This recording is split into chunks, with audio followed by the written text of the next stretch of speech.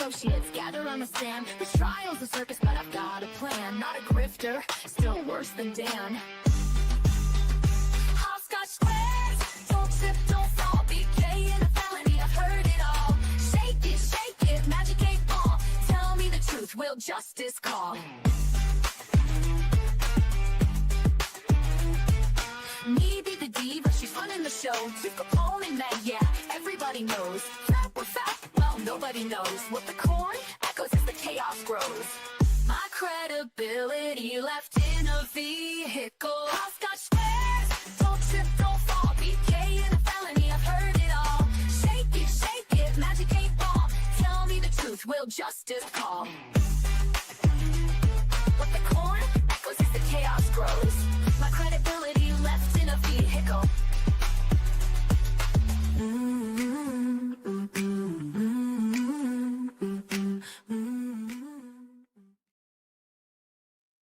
That picture of Dan at the end always cracks me up. Don't be like I know. Dan. I always say that. I'm like, I wonder how this guy feels like being a GIF. He's just a random GIF and it just says, don't be like Dan. Don't be like Dan. Anyway, happy Thursday, everyone. We have almost made it through another week. Feels like forever since I was here. I don't know why, because it's been a couple days, but I'm back. We're here. I'm with Gabby. Don't have Carmen. We'll be okay. I don't know. Will we, though? I promise. It won't surprise me if she pops in before she goes to work. We'll see. She stayed up a little bit late this morning. Because she called. It was actually the very first day that I haven't gotten a phone call from her. So I'm like, kind of just like putting around my house, kicking, dust bunnies around before I vacuum them up. Where's my bestie? I was like, I had a lot to do this morning before I left to go to my dad's. There she is. Trying to get things done. And she called me and I was like, oh, yes, this is what happens when Carmen works nights. I get a 7 o'clock phone call. I know. Good work, Carmen. Okay, bye. I miss you. Be safe at work. Have an interesting night, like I know you will. I'll hear about it tomorrow. Oh, our stories are funny. What's up, Bri? Oh. Glad you're back. Mr. Brandon, long time no see. That's a lie. I love you just immediately tattled on yourself. That's a lie. Flash fan, go to choir practice. There's no choir tonight, I guess. Oh, he told me there was. What's up, Chloe? And hello, Heidel. Gotta lurk. Wow. Well, lurk away. I'm great. Fantastic. I would say I'm not, but that would be a lie. So.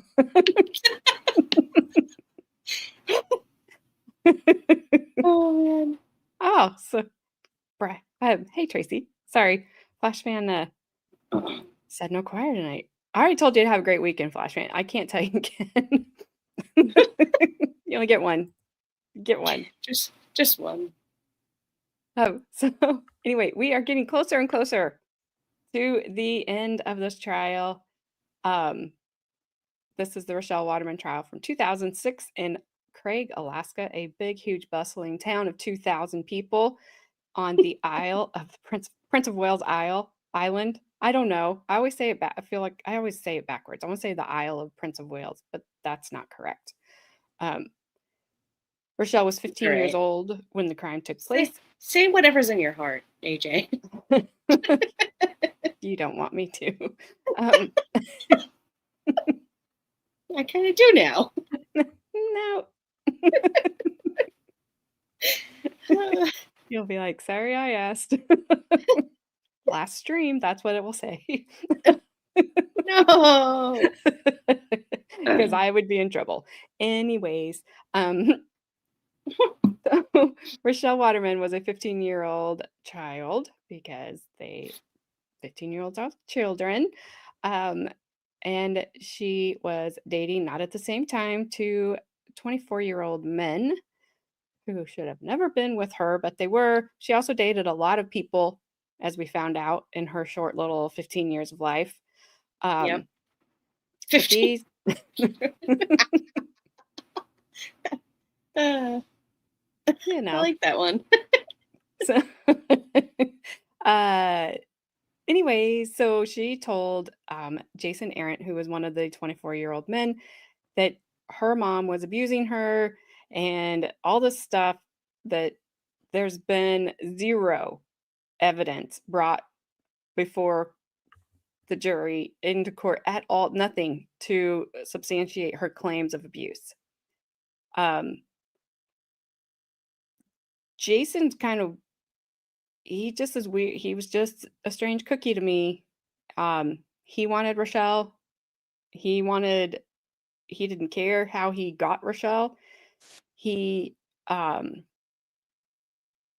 he was going to try to get her emancipated, which clearly was not going to work. She was not independently, she couldn't support herself financially. She was in school, crying out loud. Like, Right. she didn't have a job. So they come up with this plan to take out her mom because her mom will not let them date. Because, she shouldn't. Yes. John Gary.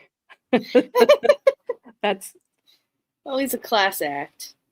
I feel sorry for the leprechauns because they got insulted there a little bit. But you are correct. More like an ogre and a leprechaun. He is talking about the men, not Rachelle. What's up, Brandy? So anyway, Brian Riddell unalives Rachelle Waterman's mother in a very horrific way. I won't go over the details because we've been over them 1,000 times. It was bad. His best friend, Jason's blood brother, they met at Bible camp, ride or die. Rats on him and then rats on Rachelle, and throws them both under the bus to save himself. Within 2 days of the crime? I mean, it was very short before he's like, I didn't do it, but I know who did. Yeah. I was there, but I wasn't involved. He was clearly involved. I think he was the mastermind behind it. Until we heard Rachelle's interrogation tapes.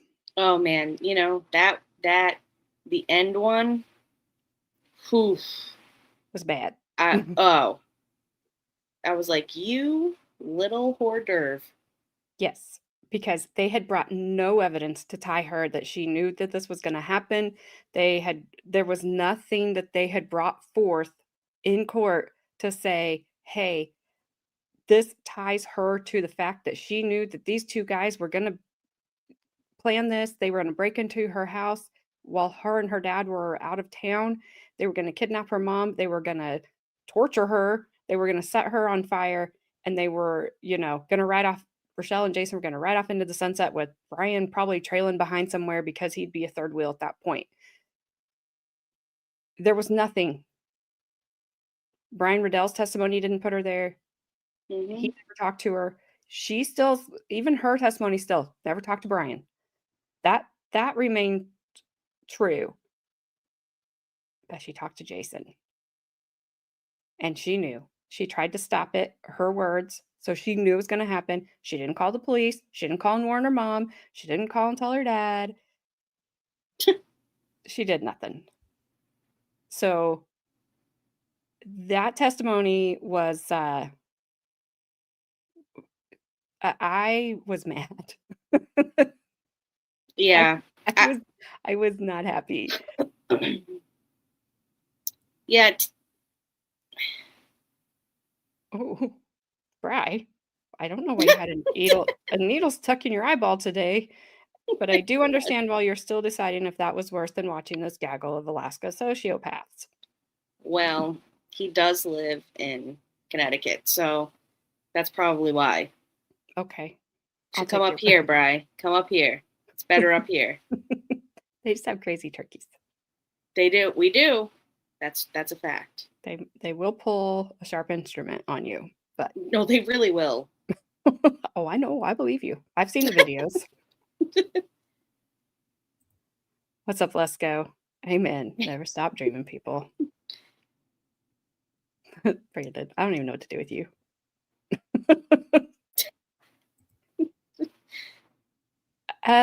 Good point, Tracy. She may have been the mastermind. I don't know.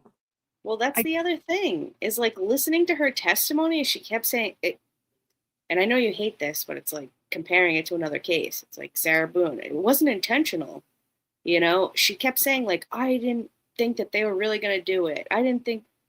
It's like you're telling these guys this, and then that one, Brian, he had an abusive relationship with his parents. He took that seriously. Absolutely. And he was just like, I'm not going to let anybody live that way. Yeah. Now, you can't unalive people because of it. You know, I think that she played a part in it, but I also don't, I think that Jason was the bigger mastermind because he wanted that, you know, he wanted the bicycle seat. You know what I mean? He wanted to be the bicycle seat anyway. Yeah, for sure. I think I agree with that. Gosh, what the hell? Wow. I was not expecting that. I'm sorry. Yeah, it's because of this right here. Fun fact, there's a gang called Peckerwood. I met one last night. Don't meet the Peckerwoods. That's what Rachelle met, and she wanted all of them. Yeah. And then Flashman came in with this, the Hot Pocket Gang. And if you're making a Let's Go Say Gross, you crossed the line. Yeah, you done did it. You should. He gets an award for the year if he made Let's Go Say Gross. Yeah, you crossed the line. What's up? It's me, Jessica. How you doing, Jessica? I'm here. So I agree. I think if I have to lean more like the way John Gary is here, that Jason was a mastermind. He probably talked Rochelle into it. I just don't think maybe she had the capacity as a 15-year-old to understand the consequences of it. Yes, she knows right and wrong. That I'm not saying that, but just to understand your mom's never coming back now. It's not a TV show. Right. It's not a movie. It's not a video game. She's gone forever. It's a permanent thing where I don't know. For me, like teenagers seem to kind of think like in the moment at that time of what's going on, and they can't kind of think down the road long term a lot of times. Yeah. Not in the way they should, if that makes any sense at all. Yeah, well, it's like, you know, she wouldn't let her, like, whatever, buy a pair of jeans or go out with her boyfriend who's 24 years old. You know, so she gets pissed at her. So she puts all this stuff on her blog and she makes stuff up because she's mad, you know? Who knows, really? I mean, none of us were really there. We can't attest to exactly what she said to him unless it's on her blog somewhere. And you know? Where's that? Exactly. Haven't seen any of that. And I'm still confused on these emails. Hey, Frank. How you doing? Frankie. Bad Dazzer. Good evening. Oh, I win. I made Let's Go Say Gross. Oh, nice. He meant me saying that he wanted to be the bicycle seat. Well. Oh, look at you, AJ, evolving. I like it. Thanks. Looks good on you. Looks good. Thank you. That would I can't even say it. That would be something wanting to be said on. No. That would necessitate? Yes. That he would want Rachelle to sit. You're going to make me describe this, and I don't want to. Let's go. Basically, Lesko saying sit on his face.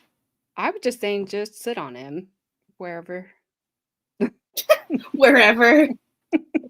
Sit on his kneecap. You know? If you want to. You know what I mean. Oh, I love it.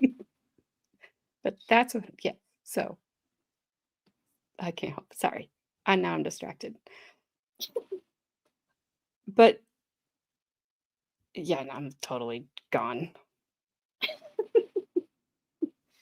Oh man. Brian was definitely manipulated by the other two. I agree with Oh, that for sure. 100%, and mostly Yeah. Jason, because he never talked to Rachelle.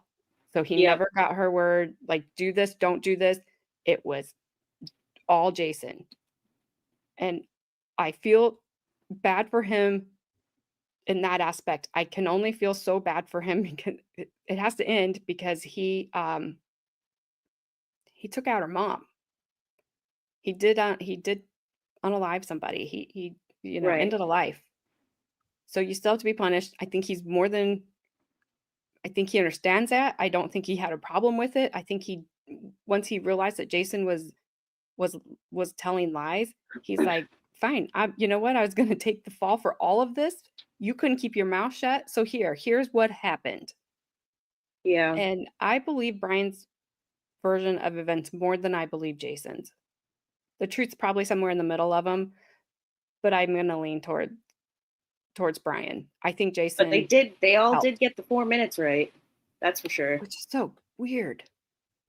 Awkward. What's up, whoever?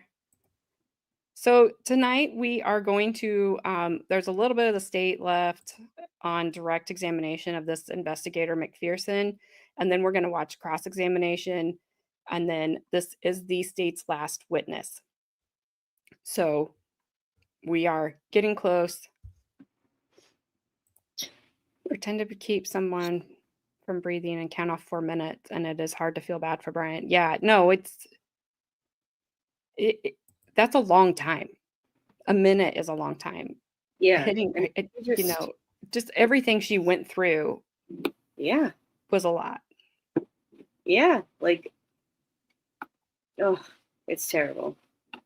But if you just set your timer for 1 minute and just sit there for an entire minute, just to feel what an actual minute feels like, and like not do anything, just wait until the timer runs out. It's a long time. You don't think it is because No. you're constantly moving throughout the day, but Mhm. 1 minute is a really long time.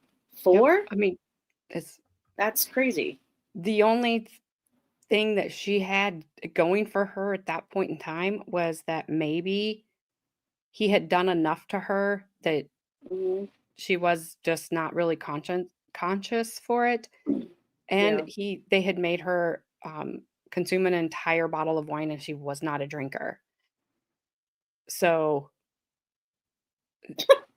little one, what's up, little one? Good point. Almost like 60 seconds. You know what? Huzzah. That was funny. Bad Dazzer said, right? Men said a minute is a really long time. Remember that. Hmm. I will not. So I do have to sped up a little bit because the state talks so slow. And so if I need to slow it down, I will, but I doubt with the state. And I did not boost the sound or do anything. So just let me know if I need to adjust it. And I will, but it's not a VHS tape. So it should be better. Okay.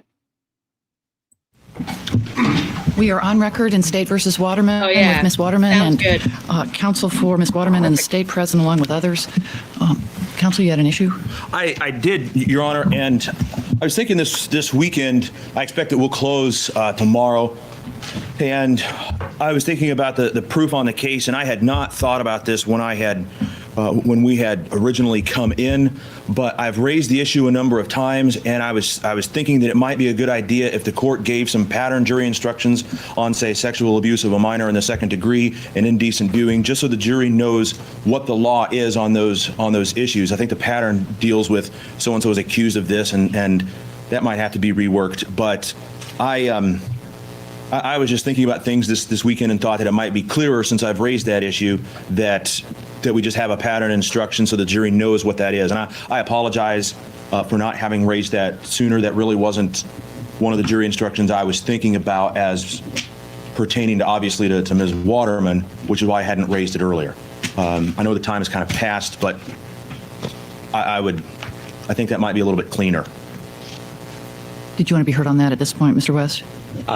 Well, I would object. I mean, if Mr. Wells is, I guess, free to argue about it, but I don't think the court should be instructing them about criminal matters that aren't charged or in this case, so I would be objecting. Anything further? No, Your Honor. Okay. All right. Well, I have a packet that includes the instructions that were already proposed by the state and the defense. So if you want to approach, this is what we have at this point.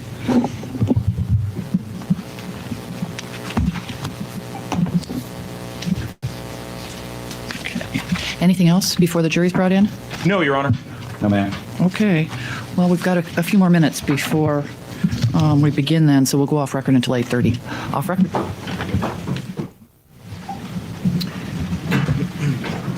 Good morning, ladies and gentlemen of the jury.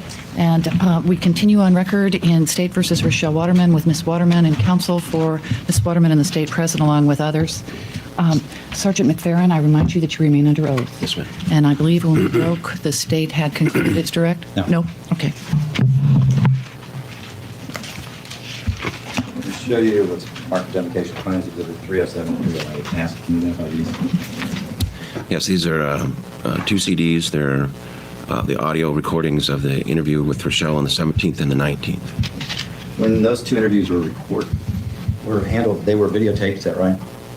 I'm sorry, say again? Those 2 interviews were videotaped, correct? Video and audio tape, yes. I said, were they videotaped? Yes. And we saw the videotape? Yes. Okay. And there was a separate recording made as well? Yes. And what was that? A separate audio recording. Okay. What did you use for that one? A digital audio recorder. And where was it located? It's in the interview room, sitting on the table. Okay. And was it between you and the environment? Yes, it was. Okay. And that's what these are? That's correct. Okay. And is that, I played part of the recording where you're going up to the door and talking with her at her house. Is that part of this recording as well? That's correct, yes. Okay. At this time, Your Honor, I move to admit plaintiff's exhibit 307, 308. It's the same, but it's the audio portion. And the sound quality may be a little better than videotape. But I'm not going to play the tape, just introduce it to the jury. Any objection? Well, yeah, I do object, Your Honor, because we do have the video, and I think that the video has important information about demeanor and responses that one can see that the audio doesn't. So I think that given particularly the completeness evidence, or completeness rule under 106, I think that since the video has already been admitted, I'd object to the audio as being incomplete.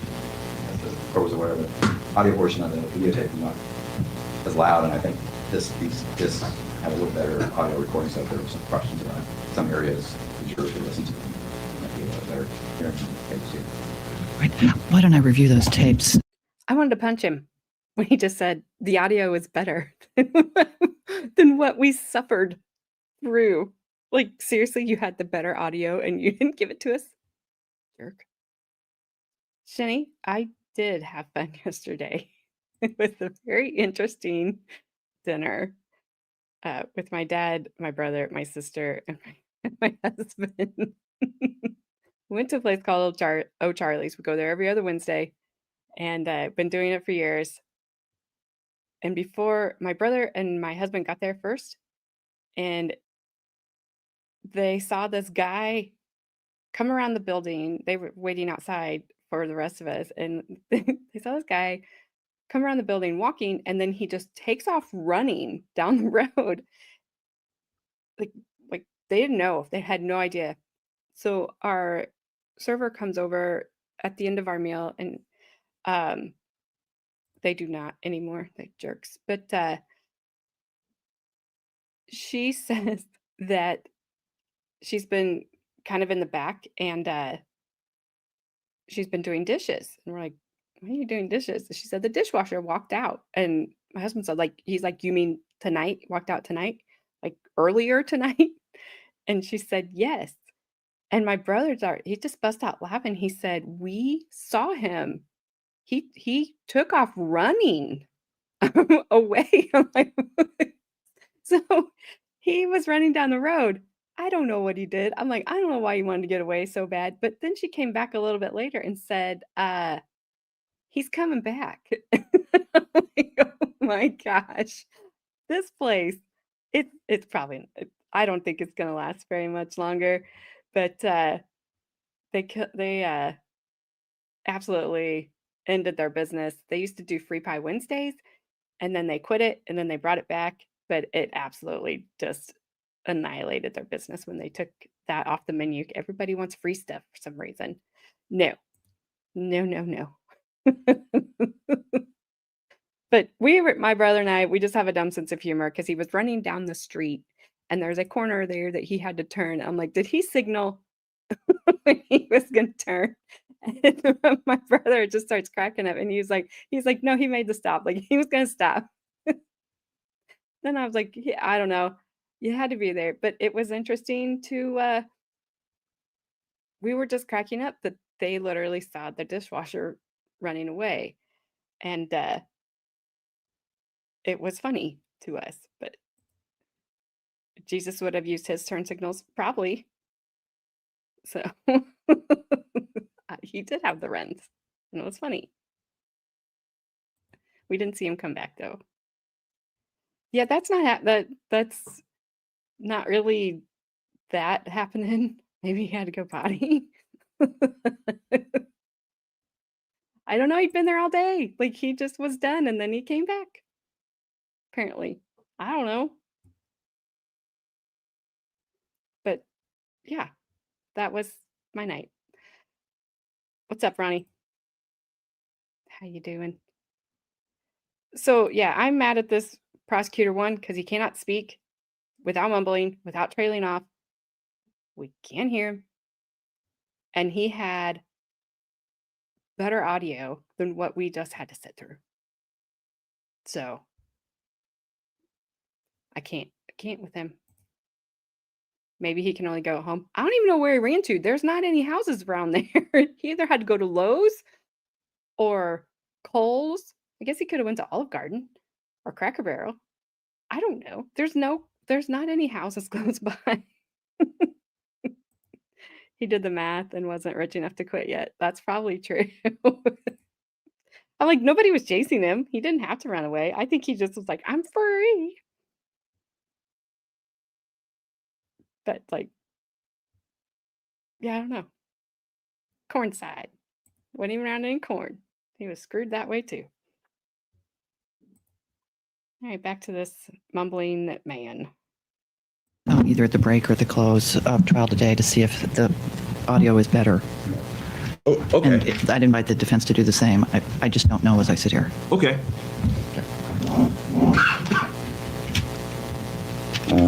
We approach the end for something, Your Honor, that's tell Sure. from the court. Go ahead, Mr. West. Yeah. How long have you been handling homicide cases? I've been investigating major crimes for about 8 years. Okay. And that includes homicides? Yes. And I'm not sure if I asked something the other day, but what kind of background do you have in handling homicide cases? I've attended 3 40-hour homicide seminars over the years. I've also attended the National Forensic Academy, which is a 400-hour crime scene investigation school in Tennessee. I've taken the basic read interview school. I've taken 2 separate classes on how to interview child victims of sexual abuse. I've attended several mini courses on evidence collection, like DNA evidence, fingerprints, impression evidence, things of that nature. Okay. Do our 3 views of the Waterman floors, the residence of the Waterman residence. Any objection? No, Your Honor. They are admitted.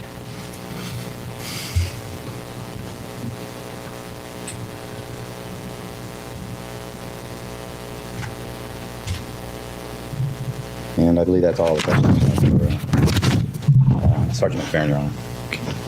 Cross-examination? Thank you. Thank you for your indulgence, Your Honor. You said that you've been a trooper for roughly 17 and a half years, Yes. and you've been handling major crime investigations for the past 8 years. Yes. I think also on Wednesday or Thursday, you said you'd been an officer in the Army. That's correct. What were your duties? What did you do in the Army?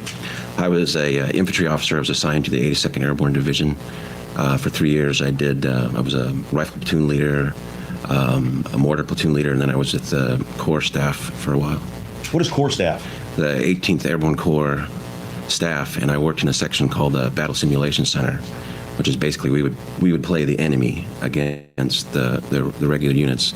Of course, this was back in the Cold War days, so I taught a class on the Soviet Union's, the makeup of the Soviet Army, stuff like that. All right. And you described some of your training just a minute ago about that you have gone through in order to do this job, right? Yes. Now, you talked with Rachelle Waterman on Wednesday the 17th. Do you remember that? Yes. And at that time, you had told her that you did not think that she was involved in the death of her mom. That was a theme I was put forward to her to see if it would elicit any information from her. So at that point, was that true or was that not true? Which was what? True? Was she a suspect at that point or no? Yes, she was. She was. Now, you had talked with her dad earlier that day about whether you could interview her, right? On the 17th? Yes, I made an appointment with Doc Waterman to interview her that night. And you had asked him if he could interview her, right? I had asked Doc. Yes, I asked Doc if I could interview her, yes. And he had asked you at that point, is she a suspect? You remember that? I don't remember those exact words, no. He did want to know, though, at that point, what your thinking of her involvement was, right? I don't recall him asking that at all. But at that time, you did not tell him that she was a suspect, did you? No, I didn't. And so when you told her that you did not suspect her in her mother's death, you were lying. Yes. And police officers lie to people sometimes in interviews and interrogations, right? Yes, it's a perfectly acceptable practice to use some deceit in the course of an interview or an interrogation. But when you say perfectly acceptable, you mean that it's allowed by law? Yes, it's allowed by law as long as it isn't a real terrible lie, like we made up phony evidence or had a phony witness come in or something like that. But deceit is allowed by law to be used in an interrogation.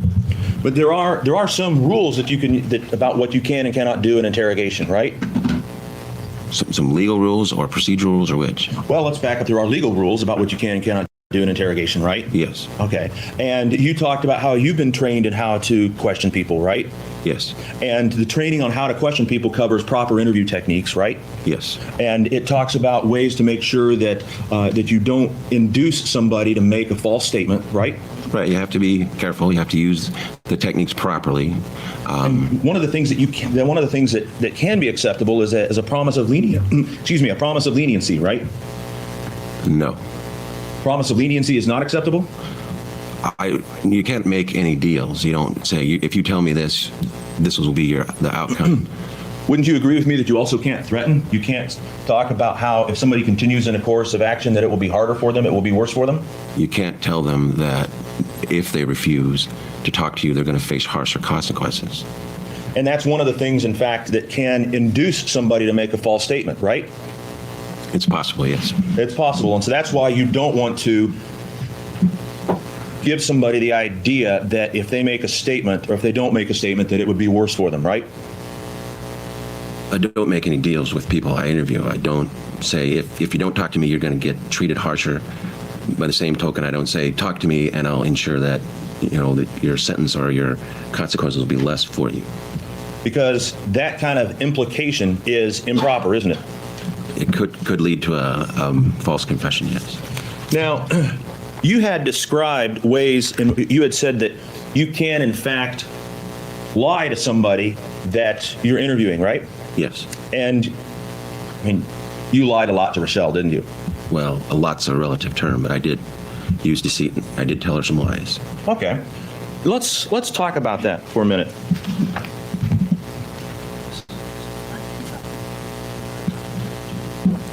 Yeah. Actually, Your Honor, can we approach the bench real quickly? I'm sorry, I forgot to do something this morning. May I approach the witness, Your Honor? Did you show Mr. West whatever it is? Yes. Yes.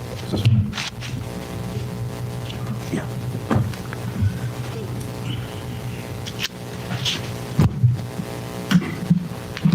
showed a copy of that to opposing counsel. That's a transcript of Ms. Waterman's statement from the 19th, right? Yes. Now, actually, you start out on page 3. You say, would you mind coming down with us to the police station where we talked before? That's line 12. Yes. And you say it'll be a little bit more private down there, right? Yes. And in fact, that's one of the things that you do in an interrogation is you get somebody away from other people, right? Well, that's one of many reasons why we go to a police station.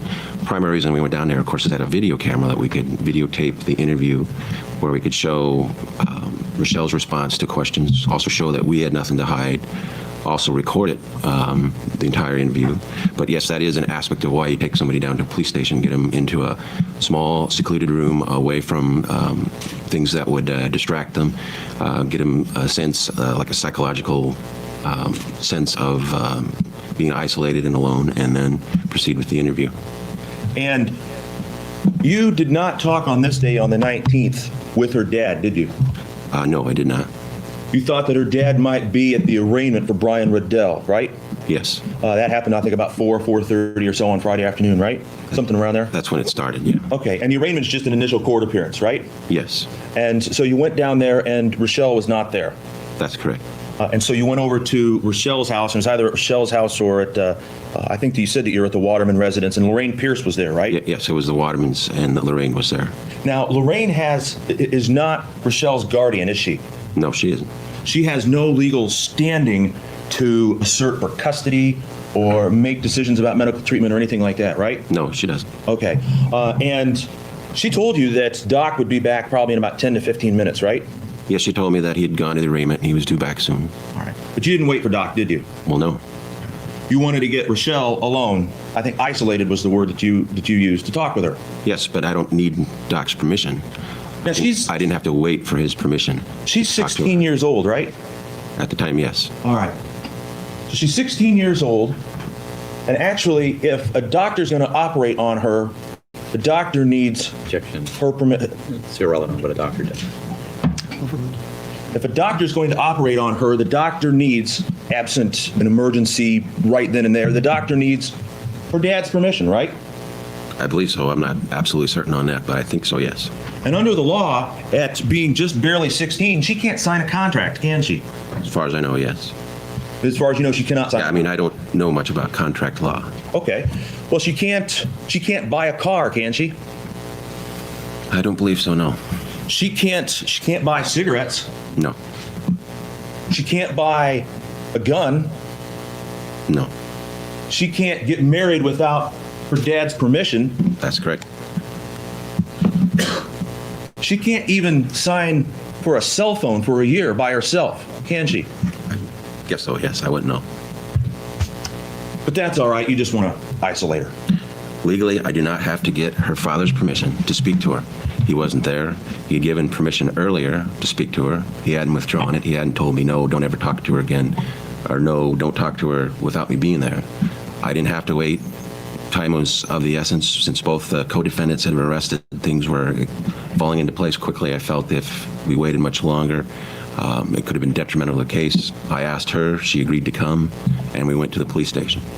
When you say if we had waited much longer, things could have been detrimental to the case, you mean that if Doc had known you were going to take her down and sweat her, he might have said no, right?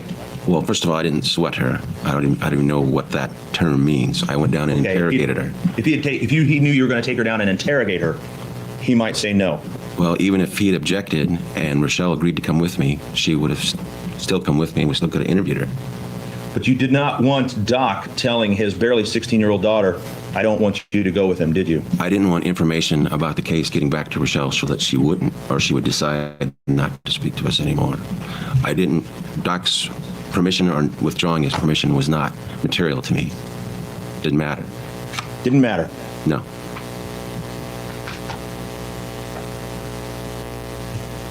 All right. Well, you went on, and she's isolated, and you start out and you say, we've got kind of a laundry list of questions to ask you. This is the top of page 7. And you say, we'll try not to keep you confined too long. Do you remember that? Which page are you on again? Top of page 7? Yes. Actually, you had a little bit more than a laundry list of questions, right? Well, yes. And if you had told her we're going to keep you here for a while, again, she might not have wanted to stay.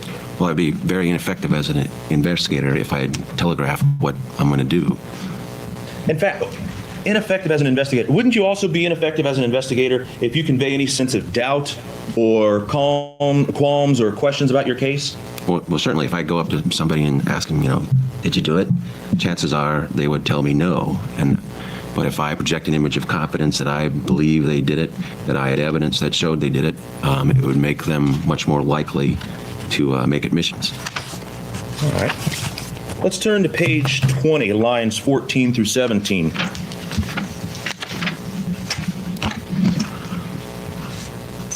Okay. You see that? You say you've talked, Jason's been arrested. Both Brian and Jason have told us everything about the plot and your participation in the plot, right? Yes. Now, this is where you're conducting what is generally called a direct confrontation, right? Yes. And that's where, at the beginning of the interview, you've isolated somebody and you tell them, here's what we've got, and you hit them like a ton of bricks, right? Yes, I confront them and say, this is what we believe. This is what we believe. And at that point, then, you also have a number of techniques to deflect when somebody says, no, that's not what happened, right? Yes. You're trained in how to deal with that. That's correct. In fact, in many ways, just like salesmen are trained to not take no for an answer, you're trained in much more aggressive techniques in how to not take no for an answer. Wouldn't you agree? Yes, we're showed how to deal with a person's denials and a person's objections. And you're taught how to do that regarding adults, right? It's regarding anybody in interview. But these techniques and the way that you dealt with that, you are then using now on somebody that's barely 16 years old, right? I use the same techniques on Rachelle that I did on Jason and Brian. Doesn't the current research show that, in fact, these techniques are much more likely to elicit a false statement from a juvenile than from an adult? Well, I don't know which research you're referring to, but obviously when you're dealing with an adult or with a juvenile, you have to be extra cautious, and you have to keep that consideration in mind when you interview somebody, their age, their experience, their education, their level of maturity, and all those things play into it. But you have to be a little more specific about what research you're referring to. I mean, I've read research both ways, pro and con, regarding these methods and against these methods. Some people say they do, some people say they don't. It's kind of, there's a lot of opinions on both sides of the issue. All right, well, maybe we'll deal with that then with the next witness. Now, you tell her, though, at this point, both Jason and Brian have told us everything, right? Yes. About the plot and your participation in the plot. The fact of the matter is, Brian was consistently telling you that he had not had contact with Rachelle for a long time, right? Yes, that's correct. And Brian said, Rachelle never told me anything, right? Yes, but, I basically took a lot of what they said with a grain of salt because, if they were willing to kill for her, they were certainly willing to lie for her. Your Honor, I would object to that. I would ask that response be stricken as non-responsive. The court has already instructed about Flynn and the law. Ladies and gentlemen, I'm going to direct that you disregard the last statement by Sergeant McPhearon. It will be for you, the jury, to make decisions about the credibility of any witness that testifies. Thank you. My question to you is that Brian had not told you that Rachelle was involved, had he? At that point, on the interview the 19th, yes, he did. Okay. Okay, may I approach again, Your Honor? Yes. In that statement, Brian says he has no contact with Rachelle, right? That's correct. And he says Rachelle never gave the order, right? To him. He says all of the information that he got about Rachelle's involvement was based on what Jason was saying. That's right? correct. He kept saying Jason was the one telling me this, right? Yes. And Jason was the one telling me that, right? Yes. But he was clear to tell you, I don't know about Rachelle's involvement. Everything I know came from Jason, That's right? correct, yes. And so Brian didn't tell you about Rachelle's involvement. Brian told you about Jason's statements of Rachelle's involvement, right? Yes. Now, if you would be so kind as to look at the bottom of page 22 and the top of page 23. Yeah, you start talking at line 24, we've got more of these. We've got your computer, we've got Brian's computer, we've got Jason's computer. And even though you may delete things, the computer still saves it. We're able to find things on computers that people think are deleted, but we have experts at information retrieval, right? Yes. You go on and you say, I mean, you know what was in your emails and chats and that stuff, and while you think it might not have been saved, actually it does get saved. And that information can be retrieved and we can read it. And that is just one example. And as you can see, we've got emails, chats, right? Yes. Now on the video, you show Rachelle a sheaf of papers, right? I showed her the folder containing the emails that Dr. Waterman had given me. Isn't one of the things that you guys that you can do sometimes is to actually, even if you have to, go in with a folder containing empty pieces of paper to convey the idea you've got a lot of information? It's a technique, but Did you do that in this case? no, that folder was the That was the emails. the emails that Dr. Waterman had given me. And the one email is the trip from Jason to Rachelle, is the trip about the hunting trip. It talks about the hunting. Talks about the hunting Yes. trip. All right, so you heard Sergeant Thompson talk about the results of his investigation on the computers, right? Yes. And Sergeant Thompson talked about how he found no emails from Rachelle to Jason talking about kill my mom, right? That's correct. He found no emails from Rachelle to Jason about a plan, right? No, he didn't. He found no evidence of saved chats, right? That's correct. And in fact, in your investigation, you recovered and looked at the letters that Trooper Claus seized from Rachelle's locker, right? Yes. And none of those letters from Rachelle to Jason ever talk about a plan, do they? The handwritten letters from, no. In fact, and we'll deal with this in a little bit, but you seized a bunch of CDs from Jason's house, right? Yes. And all those CDs had bootleg copies of movies and games, Some of them did. computer programs and stuff, right? Yes. They haven't been introduced in this trial, have they? No. If they had emails or letters or anything from Rachelle to Jason saying, my mom's going to be home alone, they would have been introduced, wouldn't they? Yes. Okay, and they weren't introduced. No. In fact, you talk about the emails and the chats and the computers and the hard drives and all of this, and you've got one email from Jason to Rachelle that talks about a hunting trip. That's correct. And it's Jason Arendt. It's Jason Arendt who said that hunting trip was a code word for the shooting incident, right? Rachelle confirmed that also later in the interview, that the hunting trip was the code word. But that's what he said, yes. You had told her, actually on the bottom of page 21, right? Bottom of page 21, you tell her, he says the hunting trip was a code word for one of the failed attempts, right? Yes. And at that point in time, you're interviewing Rachelle about that email, right? I'm using it as a prop. Yes, I You're presented using it as a prop. And at that point in time, you're pointing out what Jason Arendt has said. to her. Yes. Her, yes. This is Jason Arendt who's trying to salvage the remainder of his life. This is the same person that was on the stand, right? That testified to that. Am I mistaken? Run that by me again. What?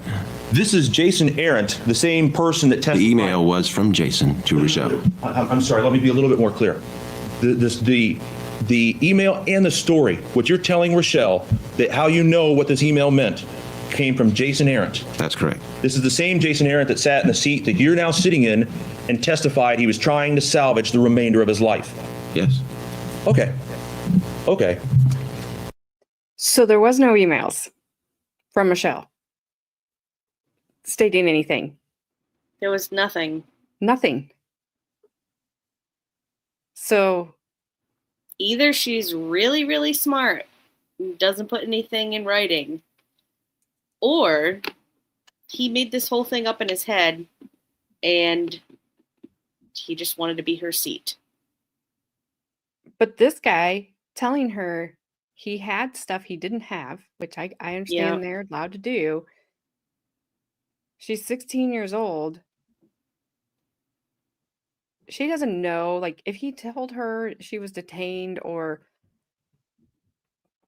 you know, whatever. He didn't tell her that. He read her rights, which was a huge red flag. Like, hey, you're in trouble here. But she Right. didn't know that. She didn't know to ask for an attorney. She didn't know I can get up and walk out of here, which I don't think she could have. She didn't know any of that. So I think whoever said it a little bit ago, like,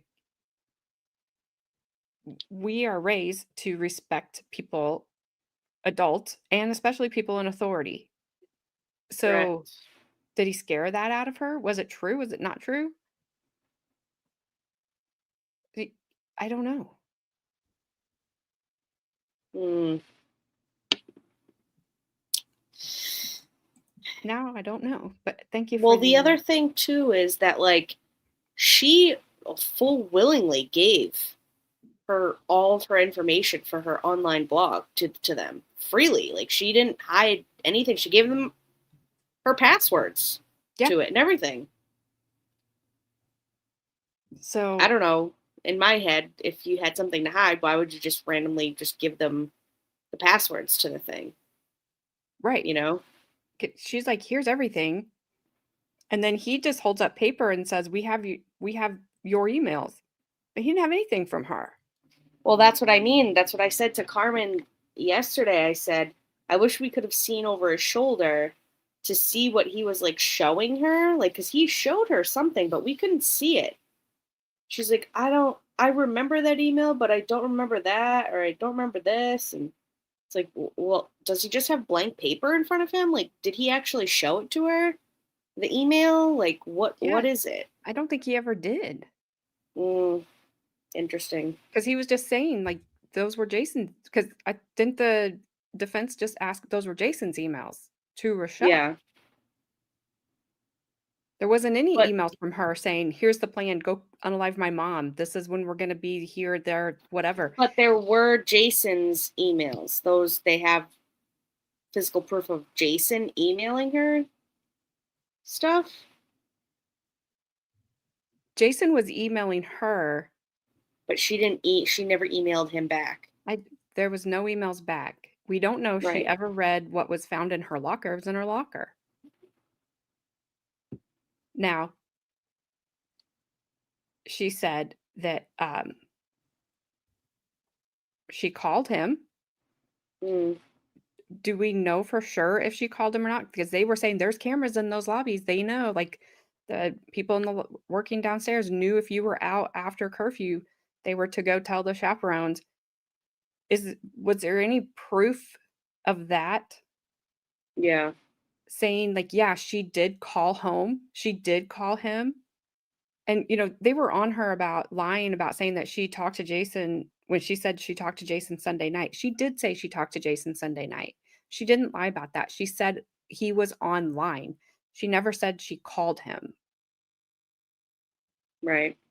So when they were writing her about that, I'm like, okay, stop. Because she did. She told you. I talked to him. He was online Sunday night. But then I don't know. Because then you've got her other statements at school of saying that her mom died in a drunk driving accident, which is what they were going to do.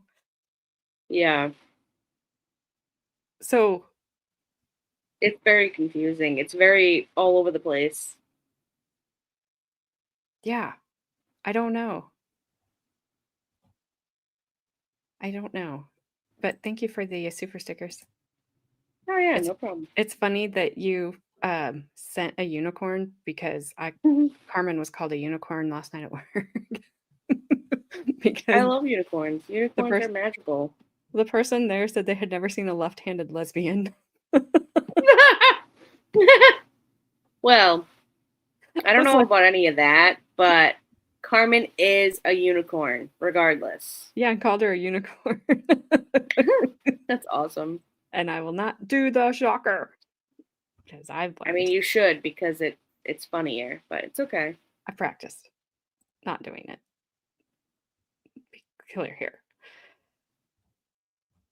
Shani, when you were asking if I could see your comments, Gabby, I could. Yeah. But when I was watching yours and Carmen's stream on replay, I could not see Shani in the live chat replay. I could see her only when you put her up on the screen.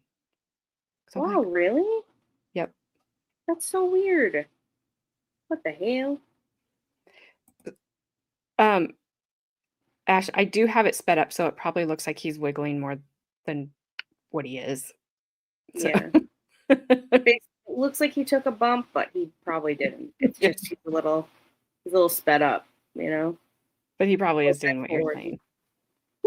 He probably is kicking his legs under the table. 1 You wrote a month. blog Woohoo. too, and it's all coming out awesome. I'll read your blog. Oh my lord. All right, Shenny. She said, can't project with this one. She told him the day before yesterday. The day before yesterday. I was trying to figure out what she meant. Mm.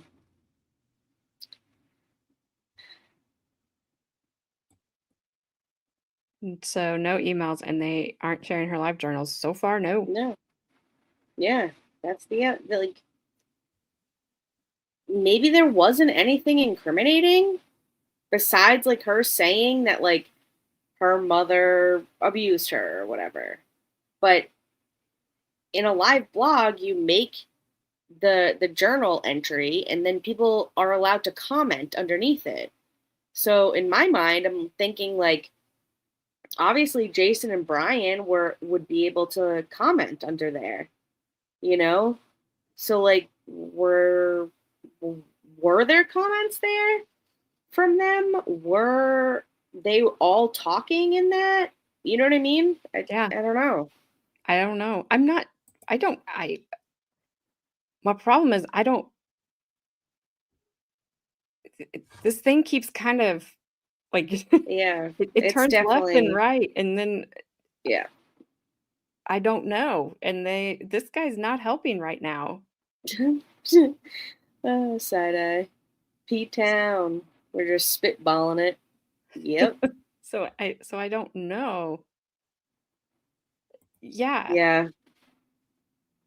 because I figured he would show them, and then I couldn't figure out why haven't we seen he's saying I have these emails, but we've not seen them in court. Like, Yeah. there's no way they would have kept him out. Well, I mean, and obviously, I mean, they had 4 envelopes of no evidence in them. So it doesn't even matter if they showed emails. I'm like, it would just be like a blank page. It just said sent to, Rachelle Waterman, no subject, nothing typed. Nothing. Yeah. Empty email, empty evidence envelope. Yeah, it's kind of a running theme, you know? If she had received those emails, they should be able to tell. Maybe, like, but it doesn't mean she read them. Doesn't mean she didn't. Maybe she just, I don't know. I mean, I'm not in her mind, obviously. I don't want to be. But I don't know.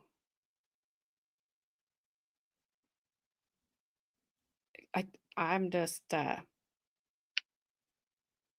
don't know. I was good. Like, I'm like, all right, she confessed pretty much. And then now it's like, well, did she, or did you kind of trick her? Sorry, I'm like behind trying to catch up. I think she's guilty of something, but maybe not as much as the dudes. Her stupid cry in the interrogation still makes me Yeah. think she was in on it. That was horrible. Yeah, was like- that was like, I don't even know how to describe that. Like the feeling I got from it, I was just like, ugh. Like, don't do that. No, don't do that. Yeah. Super awkward. And Jessica, thank you for being a member for 1 month. I appreciate that so much. I had to get back there. Yeah, I don't know. I think maybe she may have said something in anger and didn't mean it with her friends, and they went on with the plan with or without her. I think she is guilty by association. Yeah, but she's charged with unaliving 1 and 2. Yeah. You have a special code? She had a special code to hide her comments. You know what? I kind of don't doubt that, I feel like that's a real thing. But only specifically for Shinny, though. Yeah, there was like I don't think she said that. I think because I listened to it again too, and I meant to make a note of it, and I obviously didn't because I can't think of it. I don't think she said that because his reaction was not somebody that had just said that to him. Mm. I think she said something until you, or I don't think she said that. It did because sound like that, though. it did sound like it, but when you went back and played it again, I listened to it and I'm like, that's not what she said. And his reaction was it wasn't that Oh, she just no. said that to him. So So that kind of she said it. me. Well, of course, She Puddleton, said it. like throw her in the Guilty, dungeon. guilty. I don't remember what I thought she said. But I didn't think that his reaction was one that basically he was just told F you by a teenager. Not that he's not probably told that all the time, but I don't know. I'll have to go back. Mm, He could have wet his fingers before he fingered the envelopes. Yes. I saw that, and that's why I was laughing before that comment. Yes, the jury probably, maybe. I don't know. We are. Or I am.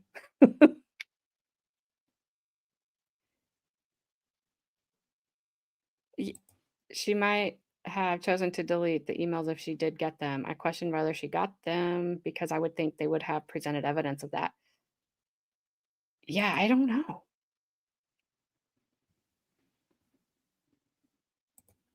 You can read an email, then mark it as unread, yes, but the digital signature of the changes can be seen by digital forensics. KGB waits for no one.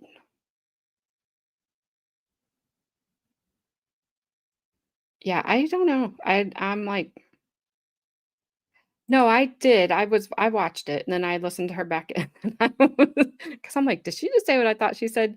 But then when she backed it up, it didn't, I don't know. I don't know. I didn't think it fit. And like I said, he just didn't have any reaction. And this guy's creepy. Sorry. Like, this guy gives me the creeps. The things that he said, the way he said things to her was gross. Oh, I know. You're allowed to say it. I don't know. It's all right. I'm just trying to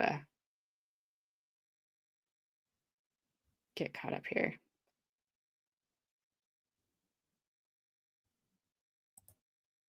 I don't know what to think, but it does highlight how some investigators will twist things in order for things to fit their narrative and force false confessions, especially with young ones and especially with the read technique, which is what he was using. So, I don't know. Sorry, little one. I'm just trying to get through the comments because I was way behind. So I was kind of reading them on the fly here. But all right, I'm going to play for Investigator Weirdo to continue talking. And just because I think he's weird doesn't mean I think she's innocent. I don't know. And now you go on and later on page 23, about line 15, you say you participated in the planning of the incident.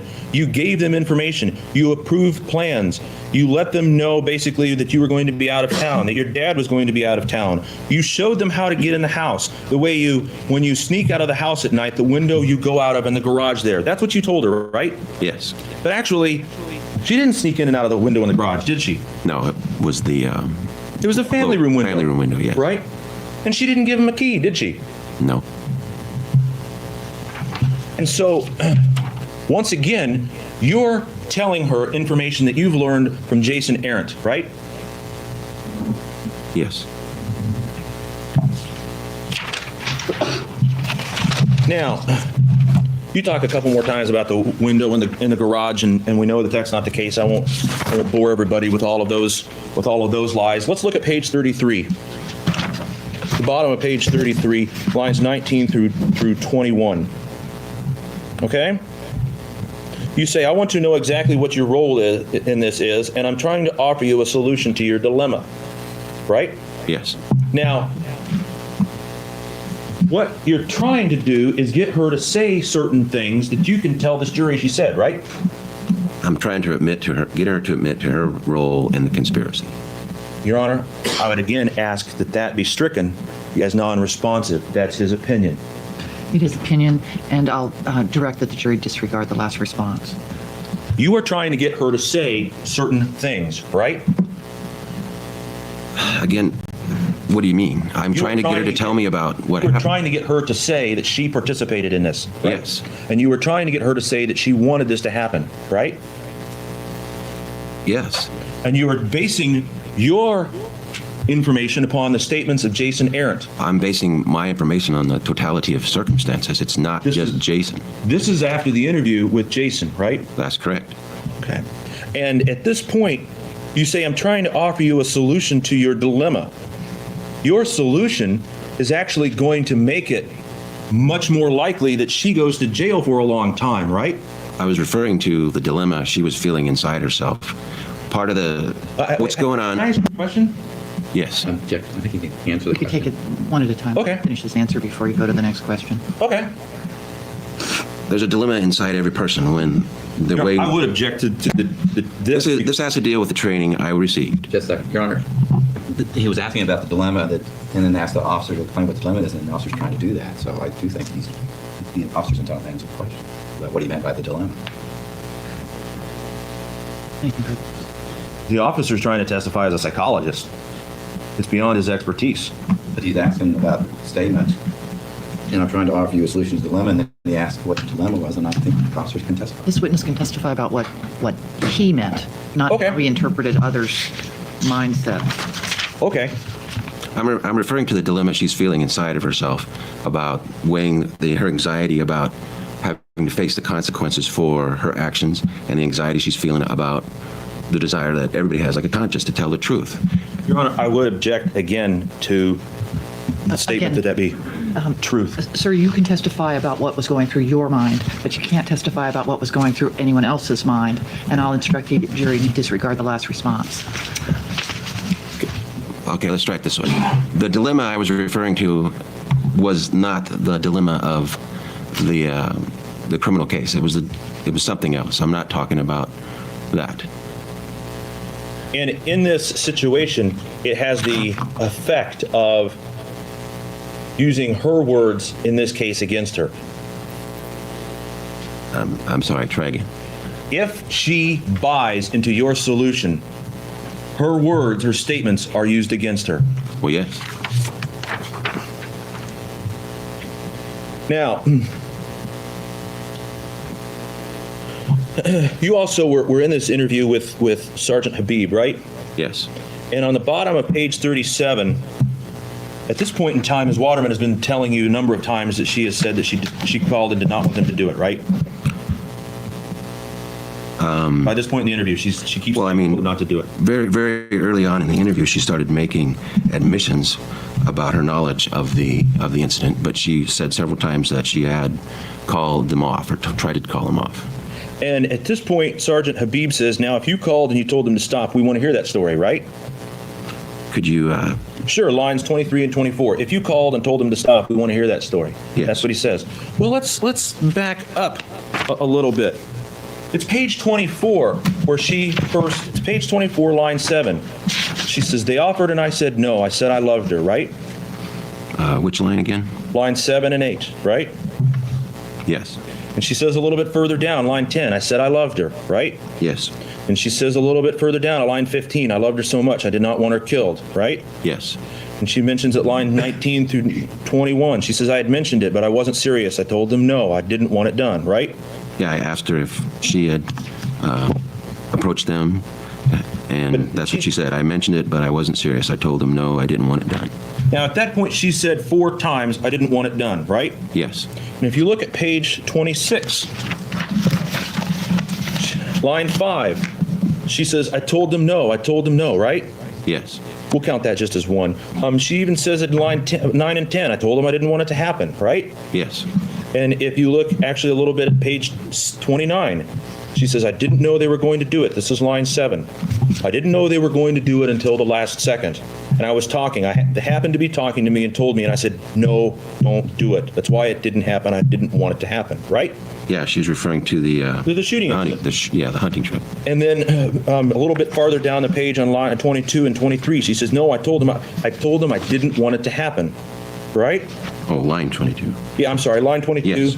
So at this point, we've got 8. She said 8 different times, I told them I didn't want it to happen, right? Yes. And in fact, she keeps going on. Do you want me to go through all of them, or will you just take my word for it that by the time that Sergeant Habib says that, she says 19 times, I told them no. That seems reasonable, yeah. 19 times.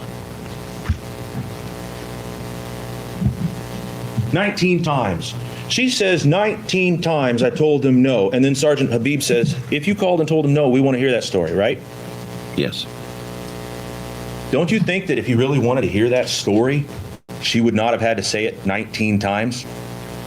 I'm sorry, say again. Don't you think? She's saying I told him not to do it to 2 separate incidents. We were talking about both the hunting trip and the actual murders. We're referring to both of those incidents where she had prior knowledge they were going to occur, and then she called them off. She admitted to that early in the interview, whereas in the first interview she denied any knowledge of the plot.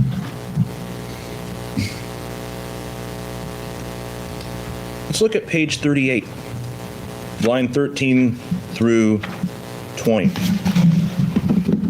You see that? It says, honest to God, we are trying to be your friends right now. We are Yes. the best friends you've got because, believe me, your last 2 friends turned out to not be real good for you. All right? We can help you, but we've got to understand what happened and all your role in this. Right? Yes. Now, a friend is generally somebody that lends support. Wouldn't you agree? Yes. Somebody that stands beside you through thick and thin. Yes. A friend is somebody that doesn't betray you. Would you not agree with that? Depends on the circumstances. As a general rule, would you not agree that friends don't betray friends? Well, again, depends on the circumstances. My question is, If my best friend committed a murder, I wouldn't stand by him. I wouldn't say help him get away from it. It My depends on the question is, circumstances. as a general rule, friends don't commit murder, right? Usually not, no. And as a general rule, friends stand by one another, right? Yes. And you're telling her that you are her friend. Yes. And you're telling her that you are her friend in an effort to get her to say certain things, right? Yes. Certain things that you can then tell this jury that she said, right? Yes. Certain things so that when this jury hears them, your goal is that the jury will find her not guilty. I'm sorry, what? My goal is for her to be found not guilty? I'm sorry, for her to be found guilty when the jury hears them. Yes? My goal in all of this was to find the truth. It's going to be up to them to decide guilt or innocence. I would object to finding the truth, Your Honor. Again, that's not responsive. Actually, I think it is yours. Objections overruled.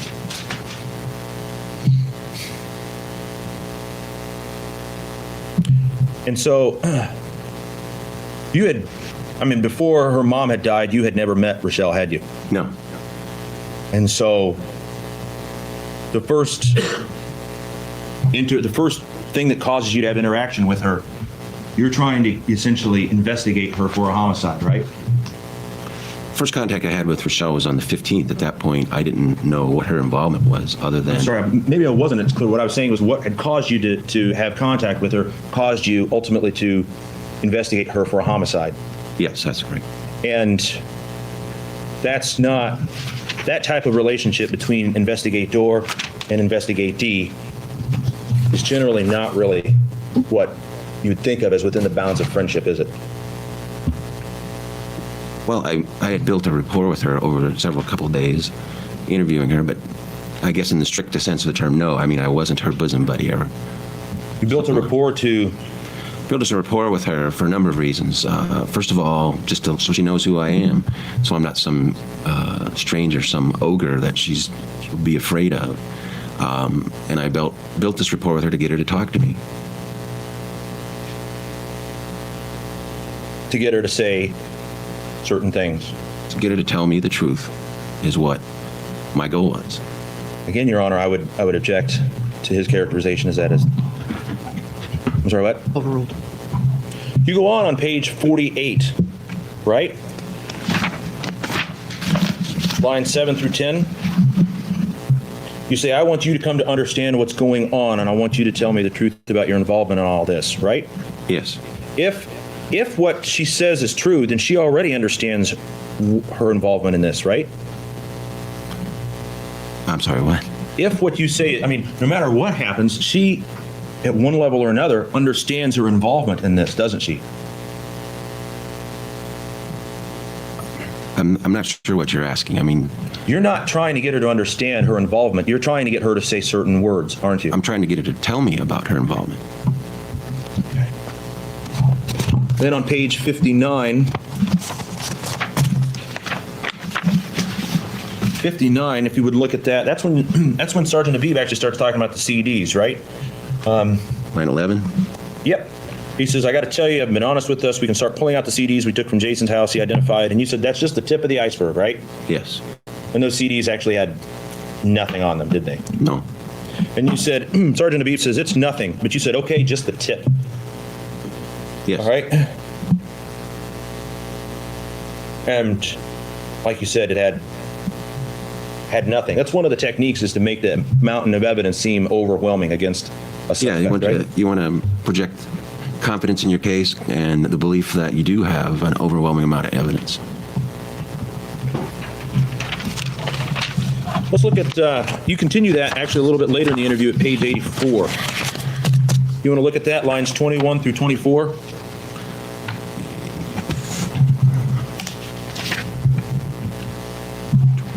You see that? 21, is that correct? Line 21? Yes, line 21. Okay, yeah. She had said, you know more than I do because apparently I'm holding back. And you say, I do because I've talked to your two partners and they've told me everything. I found all kinds of things out at the crime scene, right? Yes. And I'm sure you did find all sorts of things at the crime scene, but you didn't find anything at the crime scene that tied to Rachelle, did you? Well, no, she was in Anchorage when it happened. She was in Anchorage. And by and large, at this point, nothing that you find at the crime scene is part of that mountain of evidence, is it? Against Rachelle, no. And so, once again, you talk about the CDs that have nothing, right? After they were analyzed, yes, they had nothing on. And you talk about the computers, and they've got nothing. Which computers are you talking about? The computers that were seized. I mean, Yes, there were things They've got on the it. letters on Jason's computers. Jason's computer had letters, yes. But you have no emails. No, none of the emails were saved. You got no chats. None of the chat was saved. You've got no letters from Rachelle to Jason talking about a plan. No. You've got no plans that Rachelle gave to Jason or Brian about the house, Like a like diagram? a diagram No. or anything like that. You've got no keys, right? No, At the crime scene, you've got nothing that ties her to it, right? that's correct.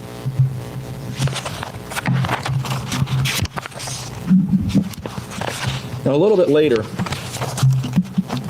actually, Sergeant Habib picks this up when he comes in the room just by himself on page 10, let's see. I'm sorry, I put down it's 110. And he says, we've got enough, we've got these two, they've basically confessed, they've told us all the details about everything that happened, about your involvement. We've got the evidence of your involvement, right? Yes. And once again, you're looking at no physical evidence found at the scene, right? That's correct. We can go through all of that, and you're trying to overwhelm somebody that's barely 16 years old with this mountain of evidence, right? I'm trying to convince her that we have evidence against her, and it would try to get her to talk. Now, just before Sergeant Habib comes in by himself, you left her alone for 8 minutes. Do you remember that? Yes. Was that to just let her stew? Was that for you and Sergeant Habib to confer about the best way to go, or what? We do it for a number of reasons. We did go out and we did talk about the interview, possible questions you might want to ask. Sometimes when people are left alone in a situation like that, they may make some kind of spontaneous utterances. They may say something incriminating. It's a technique we can use, yes. So, were you watching her then on the videotape while you were out?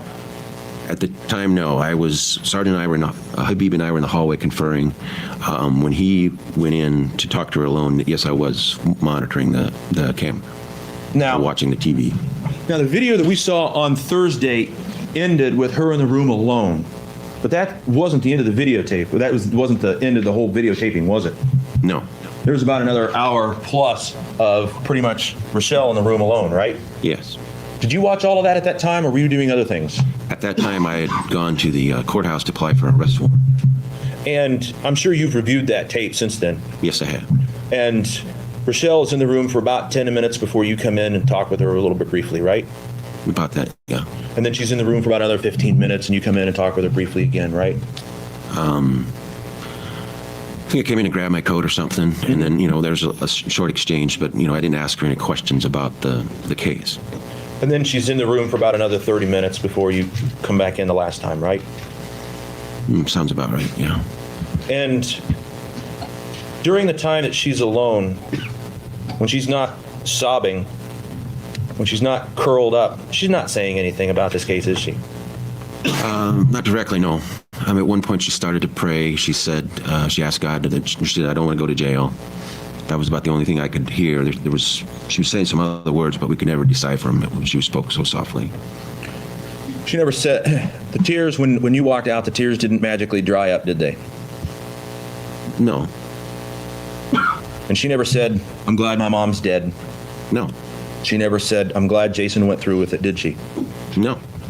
In fact, actually, the last thing that she says to you on the video is that when you come in after she's been there for about 30 minutes, she says, can you stay here and keep me company? Yes. You didn't stay, did you? No, I had other things to do. You just left barely 16-year-old Rachelle sitting in the room. Yes, I left her there. I asked her to stay there, and she agreed. You weren't going to let her leave, were you? She got up and left the room twice. You weren't going to let her leave the police station, were you? She was free to go. You were searching for an arrest warrant, right? Right, but you were getting- until such time as I have the arrest warrant, she was free to go. After we got the warrant, then I instructed the Craig police officers who were there to serve the warrant, and they arrested her. Techniques to deal with her denials and her objections, yes. One way is that you call her a liar, right? Yes. Well, let's look through that. Let's look at the number of times that you called her a liar. On page 25. Page 25, lines 16 through 19, right? You see that? You say, listen, Rachelle, you need to be straight with me. You've tried to lie to me in the past and it's failed. And she says, she's crying, and you say, you've tried to lie to me in the past and it hasn't worked, right? She says, right. Right? Mm-hmm. Now, in fact, actually, you gain a pretty strategic advantage if you can catch her lying about something that's not really related to the investigation, right? You have to be more specific. I mean, she did make some very specific lies in the... She had told you that she had not had sex with Brian, right? Before, yes. Mm-hmm. And she told you that she had not had sex with Jason, right? Yes. And, I mean, that's... Given the tenor of this... Let me strike that, Your Honor. That's going to be speculative. And because of that, you were able to use that against her, right? Well, I mean, she told me several lies in the interview on the 17th that I used against her. The phony alibi she gave to Jason, her denials about the relationship, about the relationships, yeah. Mm-hmm. And in fact, the next page, on page 26, you tell her, don't lie to me now. Again, you start out, right? It's not going to help you to lie to me, Yes. right? And she's telling you, I told them no, and you're saying, don't lie to me now. You've got to tell me everything, all right? I say, yeah, you've got to tell me everything. And on page 28, she tells you at the top of page 2, I did not approve the plan. I did not approve the plan. And you say, yes, you did. She says, no, I didn't. And you say, okay, listen, I've told you before, no more of this. She says, they called me. You say, no more lies, right? Yes. So you're not going to accept if she says, I did not approve the plan, right? I'm not going to accept her lying to me. Your Honor, I would ask that that be stricken and that the jury instructed. Officer, I'd like to take a break, actually. But before we do that, ladies and gentlemen, I am going to direct that you disregard the last statement. It's not like he doesn't know how to freaking testify. He knows exactly what he's doing, and it pisses me off when they do this. Just get up there and tell what you know. Like, don't be... And he should not have to object this many times to him his answers and them having to be stricken. He knows exactly what he's doing. It's a dick move. I don't like it. It's Carmen and I have had many, many conversations about when officers get this amnesia when the defense is asking them questions. It's not a good look. Just don't do it. Just answer, be truthful. It is so refreshing when you get an officer that's just equal with both sides.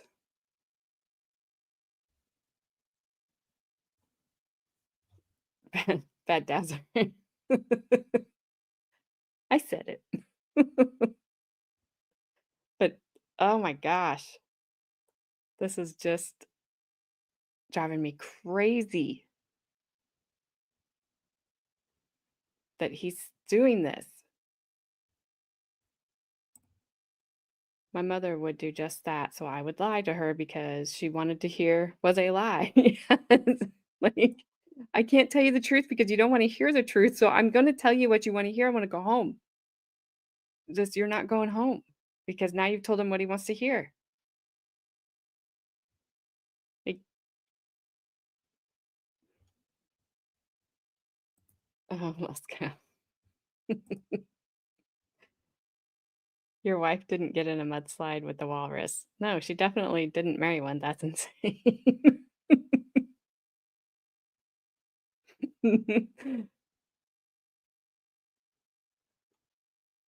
You know, it's kind of funny because we don't use it in the context that you probably would think we would, Lesko, but Alaskan Pipeline has kind of just become part of conversation around my house when we're making jokes about things, and it's your fault. I'm just saying. I am the walrus. Choo choo choo cuckoo choo. I can't even read. I can't even do it. Ah, I know. It I can't do it. I can't do it. Yes, you did. Let's go. It says, don't put that evil on me. I didn't pick the Alaska trial. Nope, Flash fan did.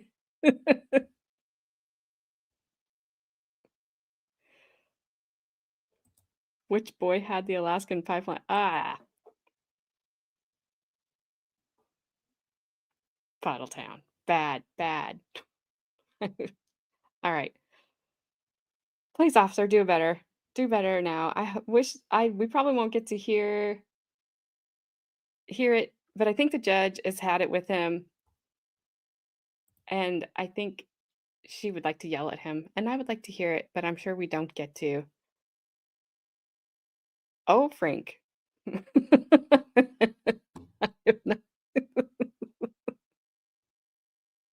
Hilarious. I'm not reading that. In case anybody wants to know that's watching on replay, all I can hear you. That's just my mustache, darling.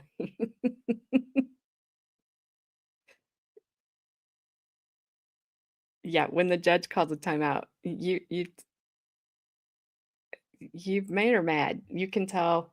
Maybe they'll let us hear it. Doubt it. By Sergeant McPhearon. The ultimate credibility of what any witness or any person involved in this case might have is for you, the jury, to decide, and not for witnesses to opine about. We can take a break. Take a break. Okay. And if counsel and Ms. Waterman and Sergeant McPhearon could stand by, ladies and gentlemen, please remember the admonition. Don't discuss the case even with one another. Keep an open mind. Don't conduct any investigations. Have no contact with the parties, witnesses, or others. And we'll see you. This will be a short break. We'll reconvene at 20 minutes before the hour. We continue on record. And Sergeant McPhearon, I remind you that you remain under oath. Go ahead, Yes. Mr. Wells. Thank you. All right, we were discussing all of the times that you had told Rachelle that she had lied. If you would look at if you would look at the bottom of page 32, line 19, through top of page 33, line 8. You see that? It says, Jason gave you a status report? Yes, you tell her Jason gave you a status report Sunday after you got home. He called you and said, we have accomplished the mission you put us on. And she said, I did not do that. You said, yes, you did. She said, I told him I didn't want it to happen. Your response is, Rachelle, don't sit there and expect me to believe this, okay? Right? Yes. And she said, I told him I didn't want it to happen. And you said, I've had enough.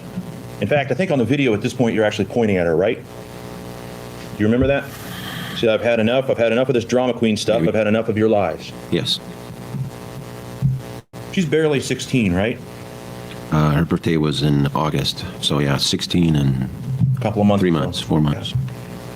Do you think it's appropriate to call her a drama queen? Are you asking my opinion? Mm-hmm. Yes.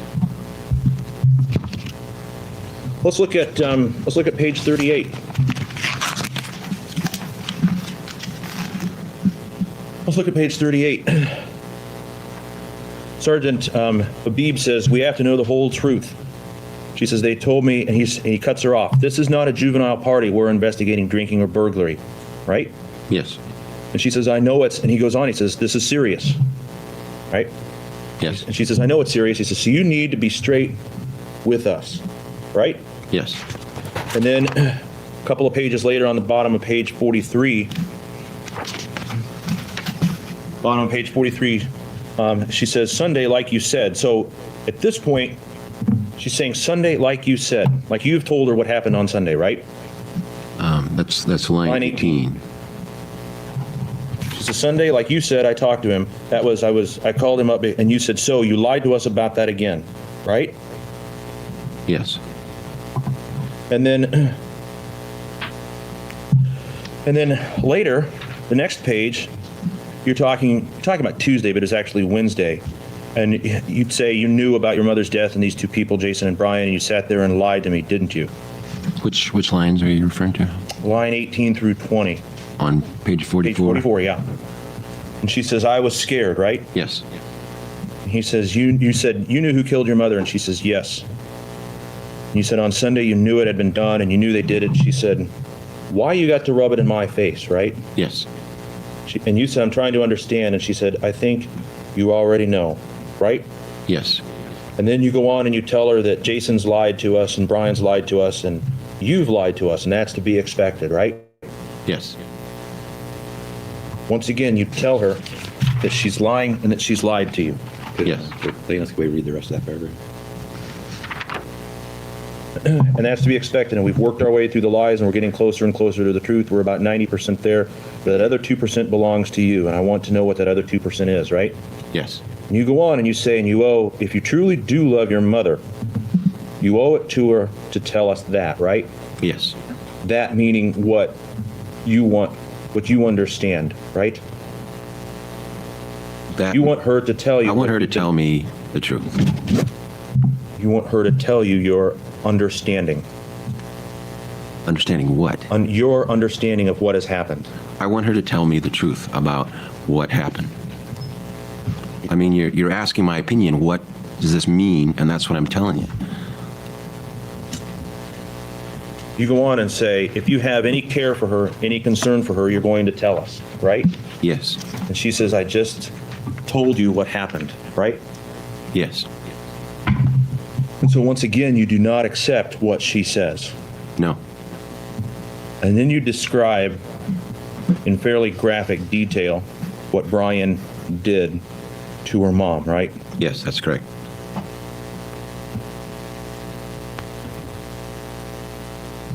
And on the top of page 48, you say, you know the story about crying wolf. If you lie once too often, nobody ever believes you again. And I'm having a lot of difficulty believing you now, right? Yes. And she asks you, why are you asking me questions if you don't even believe me, right? Yes. And you're asking her questions because you want her to say something. You have in mind what you want her to say. No, I want set her of to. facts. I want her to tell me the truth. You want her to say a certain set of facts, don't you? No, I'm not prearranging anything. All I want her is to tell me the truth. Well, let's back up this way. If she said, I didn't know anything, you're not going to accept that, right? Well, she did say that. And you did not accept it. No, because based on the And my investigation, question is, you would not accept that, right? I did not. If she says, I didn't set this up, you're not going to accept that, are you, in motion? The only thing I wanted to accept was the truth about her Your Honor, involvement. I would ask that answer be stricken once again. I'd asked him what he would accept and what he would not. I'm trying very carefully to abide within the Court of Appeals ruling. The question asked what was going on in his mind, not what was going on in Ms. Waterman's mind. Objections overruled. This guy's driving me crazy. Brandon, that's hilarious. Court TV should get an Alaskan chili dog for censoring that scarecrow on walrus action. Thank you for the super chat. Yes, I agree.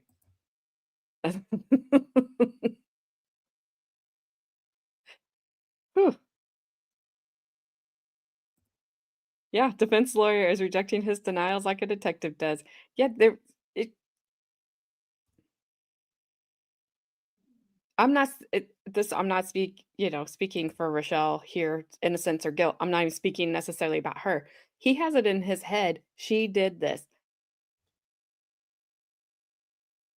And that's it. That's all he wants to hear. That's what he's trying to get him to say. He's not going to say it, of course. But in his mind, she did it. She's guilty. He believes what Jason said. And that's the only thing he's going to take as quote unquote truth. Because that's what he wants. It doesn't matter. If she sat there till the end of time saying, I didn't do this, I didn't know, I didn't do this, he would never believe her. He would never believe her. Yeah, I'm kind of enjoying it, except it is kind of I'm kind of with Gabby here too. Like it's driving me guano crazy. I know that's batshit. Oh no. Alaskan drip cake. Oh, I don't think I want to look that up. That just sounds gross.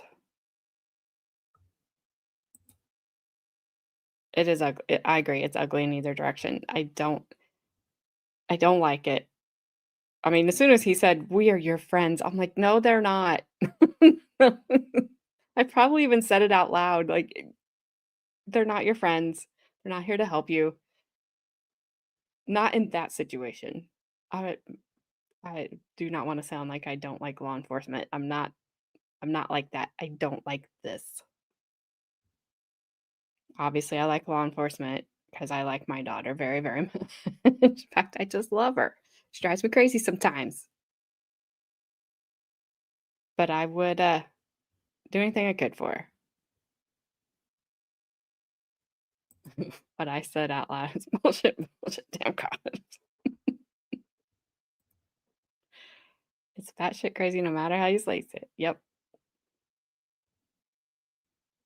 Absolutely. Whoever, it does give cops a bad name, and he needs to quit it. Needs to quit it. Yo, Paddletown. Alaskan.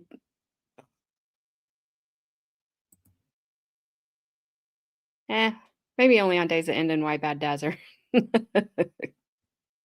Gabby's good people. One of my favorites. Ew. Sticky. Yeah, it is going to undermine the entire point of having cops in the first place. All right. This guy, his shifty little freaking eyes too. I don't like him. On page 59, turn there. Once again, you tell her she's not been honest with you. Bottom of page 59, line 19 through 23, Sergeant Habib says, you can start by being honest with us. If you want us to make us use all this evidence against you, that's fine. We'll let a jury see that and that you weren't cooperative. You show no remorse in this whole thing. Yes.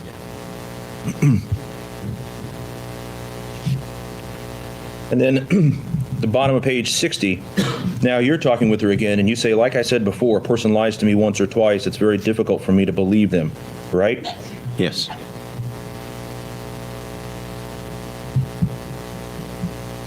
So if a person lies once or twice, it's hard to believe them. But if a person lies 5 or 6 times, actually, never mind, just strike that. Just strike that question. Middle of page 61, actually a little bit towards the top, lines 5 through 10, you say, what face are you going to show them? You're talking about the jury, right? Yes. You say that you're Rachelle, the grown-up woman who's looking out for herself and realizing the jig is up and it's time to come clean? Or Rachelle, who wants to play the little girl that thinks that she can lie her way out of anything? Yes. So in other words, you tell somebody that's barely 16 that she can say what you want her to say, and she's a grown-up woman, or she can continue to say what she's been saying and she's a little girl. I'm not saying that at all. I'm just telling her, that she's going to be judged based on her behavior and her responses to my questions. And I'm just trying to appeal to her sense of maturity and appeal to her sense that she is almost an adult and a grown-up to take responsibility for her actions. She is almost an adult and a grown-up. Now, we covered all the things that she can and cannot do at the age of 16, right? Yes. And so she's got another 20-some-odd months before she's 18 and can do some of those things, right? That's right. Now, you are not a psychologist, are you? No. You haven't ever studied adolescent brain development, have you? I took some psychology in class or in college, and that was an aspect of it, but no, I'm not a psychiatrist or a psychologist. So you have no idea what physical condition the brain of somebody who's 16 years old is in, do you? No idea what the physical condition of their brain is compared to, say, some of the brain of somebody that's, say, 25. No. And if you have a 5-year-old child, you can't sit there and tell them, grow up, Johnny, grow up, Johnny, grow up, Johnny, and make them grow up, can you? Physically grow up? No. Yeah. No. And if you sit there and tell them again and again and again and again, grow up and deal with this and grow up and grow up and grow up, it's still not going to change a person's body structure, will it? Well, you seem to be asking two different things. Are you saying I want them to physically grow up or mature? I mean, sure, I would tell a 5-year-old, okay, you're growing up, you need to start taking responsibilities for your actions. That's part of growing up. Mm-hmm. Now, for me to stand there and say, grow taller, that's kind of ridiculous. I mean, which exactly are you asking about? Well, wouldn't you agree that part of somebody's maturity depends upon their own physical development? Well, yeah, there's a host of factors that go into that. And you're sitting there telling Rachelle, be a grown woman isn't going to affect her physical development at all, will it? No. And so when you tell her, be a grown woman, if she doesn't have, at that point, essentially the body mechanisms to respond that way, then you can tell her all day long and it won't make that change, will it? Again, I'm not telling her to grow up. I'm appealing to her sense of taking responsibility for her actions. That's the point of the statement. All right. Let's look at the bottom of page 73 and the top of page 74. And at the bottom of page 73, about line 18 through 20, you're talking about how language is ambiguous and different things mean different. One thing can mean a host of different things, right? And she says yes, right? Yes. You say it's important to clarify. That's why we're doing this now, right?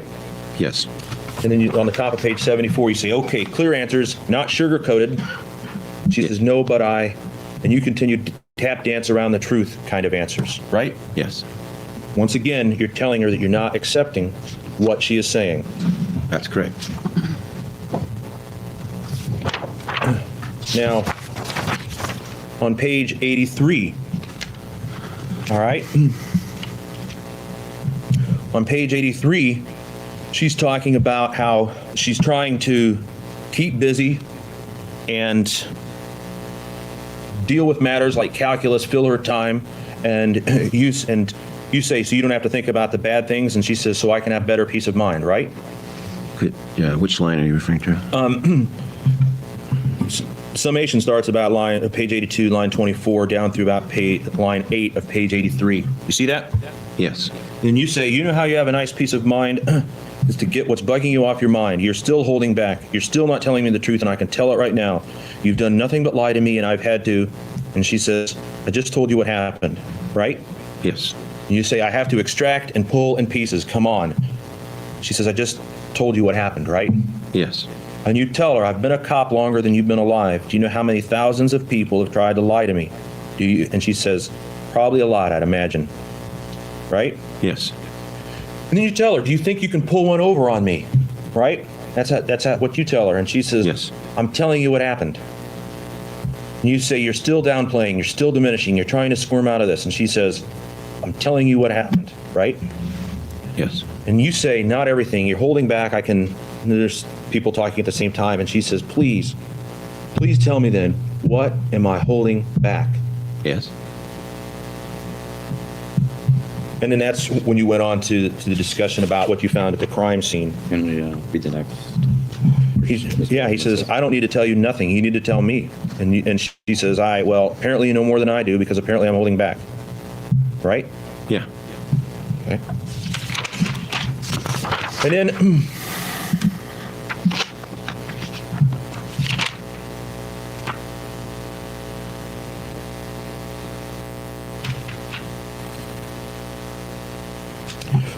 And then on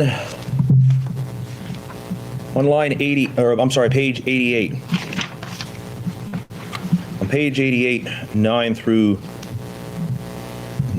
18, you say, if you can quit, trying to diminish and conceal, maybe I can get some understanding here. Again, she says, and you cut her off. You say, quit telling me what happened, what you think I need to hear. Tell me what happened, right? Yes. She says, if I was going to tell you what I think you need to hear, I'd be saying everything different. And there's a discussion briefly about that, right? Yes. And then when Officer Habib is in the room alone with her, he tells her on page 111, I've been sitting here watching you lie, doesn't he? Yes. Now, in addition to lying to her and calling her a liar, that was what? I don't know. We covered some 25 odd times. Would that sound about right? Thereabouts. Thereabouts? Okay. You also give her you give her statements, don't you? You tell her, here's what we know, right? Yes. I mean, you start out, your friends have given you up, and then you say, here's what they've said, how Jason told us. You came to us and did this, right? Yes. And you go through that, and you tell her that she knew what was happening and that she approved the plan, right? Yes. You tell her we know about the phone calls on Sunday, right? Between her and Jason? Mm-hmm. Yes. And you tell her that Brian is the one that forgot the bolt, right? Yes. And you tell her about how her mom died, right? Yes. And do you know, based on your investigation, whether she had known that information before you talked to her or not? You asked a lot of things there. Based on your investigation, do you know whether she had known the particulars of how her mom had died before then or not? The details, the exact details. Recall Jason said something about he started to tell her or was going to tell her and she told him no. But evidently not, no. Evidently not, okay. And so you went through and told her, essentially, went through and told her what Jason had said, right? Yes. And your goal in this was to get her to corroborate what Jason had said. Again, my goal in the interview was to get her to tell me the truth. Judge, I would ask that comment be stricken. Yes, the question as to what he was hoping for. That goes to his state of mind.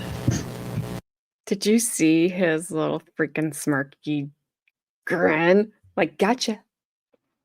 Look at his face right now. He's like, yes, I would love some brie cheese. I want you to tell me the truth. Do you have all wheat crackers?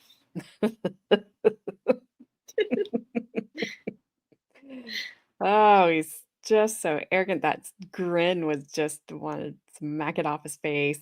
That was horrible. I want you to tell me the truth. I mean, it's my version, not yours. Okay. Zebra gum tie again. Zebra gum tie. Oh, it is, isn't it? It totally is. I used to love that gum, but it ran out of flavor in like 30 seconds. Yeah. Same for him. Same, same thing for him. He loses flavor in 30 seconds. He wanted to hear his truth. I don't know, because he was not believable. Not to me. Like he admits saving myself. Like Well, beep beep coming through, driving the bus because I'm saving myself. Everybody Yeah. else get underneath. They didn't care who copped to it. It was just he happened to, ring the bell first. Yep. And that was it. So they believed him and they charged everyone else accordingly to Yep. close the case. His truth might have been the truth, but now it's hard to tell. Yep. He's muddied the waters for sure. She's at work, Zach. I know. It's very sad. Oh, hi, Schneip. Oh, hey, Snipe. How you doing? Pardon me. Do you have any Grey Poupon? But of No, but I course. bet this guy does. He carries it in his left pocket, I bet you. Yeah, he's not good enough for Grey Poupon. Seems more like a Conan Bear guy. Do I have to look that up too? Probably. I noticed Pelltown ignored me when he said he got F twice in Alaska, and then I'm like, well, that makes you the Alaskan drip cake. I saw that. That was good. What's up, Zach? She's at work. She works Wednesday, Thursday, Friday nights, so she'll be here on Monday, Tuesdays. Did I get everyone? You've just missed this guy being an a-hole. It's okay. He even Basically. pissed the judge off. We didn't get to hear that part because I'm sure she yelled at him. Just a typo, carry on. Sorry. Hey, Shannon. Hey, Shannon. Yes. There's a lot of Baker's people over here as well. Yeah, we have normal names still over here. I hear they're going away, which really makes me not happy because Yeah, I don't then like I'm over here and when I go over to Baker's, I'm like, who are they? I don't know. I don't recognize everyone. But I recognize Shannon's name. She was very helpful on Saturday, and I appreciate it.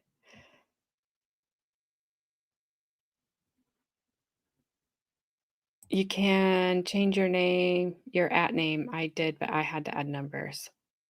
All right. That's rude. That is rude, but it's better. I don't know. I mean, mine has my name in the beginning of it, but I wanted to just name it Gabby, but YouTube wouldn't let me. Of course. So Oh, Zach. Pardon me. Do you have any something gray I can poop on? you know, I I'm don't. gonna take a snapshot of that and tell Mr. Gabby you said that. Oh, whoops. He will. He Maybe will leave that definitely up there. laugh. He'll definitely laugh at that. They should That's trade something he would jokes, say. you know. They really should, because that's exactly something he would say. Absolutely.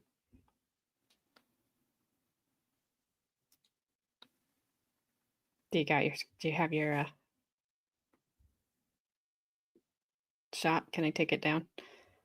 Oh no, you don't need to. Okay, No, I'm good. sorry, I didn't realize what you're doing. I don't need you to do that. Thank you, though. I appreciate that. Some channels are normal, then they change. Confuses the crap out of me. Yeah, and I don't think there's any control over it. No, So it's just a YouTube thing that YouTube does. yeah, I think it's coming down the pike. She's doing well. She's just adjusting back over to nights, and she's very tired right now. Yeah. Very tired, but she's really happy. Like she's back in her element, and I'm really happy for her. And she is a good human. Before you know it, she'll be used to it, and then they'll switch her back to the shift that she really wants, you know? Yeah, I think she'll be okay with that, but Yeah. But yeah, it's going to be rough on her. I know she does not like not being here, Yeah. but I'm like, you'll be here on Mondays and Tuesdays. So yeah, you're usually still up when I get up in the mornings. I'm like, go to bed. That is true. All right, back to This guy. what this thing is. That look on his face. Little, Probably what when he gets home at night, he has that look on his face. His wife's like, "Ugh, fine," just so she It's like doesn't you have to didn't- hear anything else. it's like, you didn't iron my socks, woman. She's like, no. I said dry toast. I want dry toast. She's like, you are dry toast. You sound like dry toast. You smell like dry does. toast. He probably does. Although toast smells okay, so he does not smell like dry toast. Yeah, Chloe, you're always up too. I'm like, go to That's true. bed. That is the what's for dinner? Mac and cheese.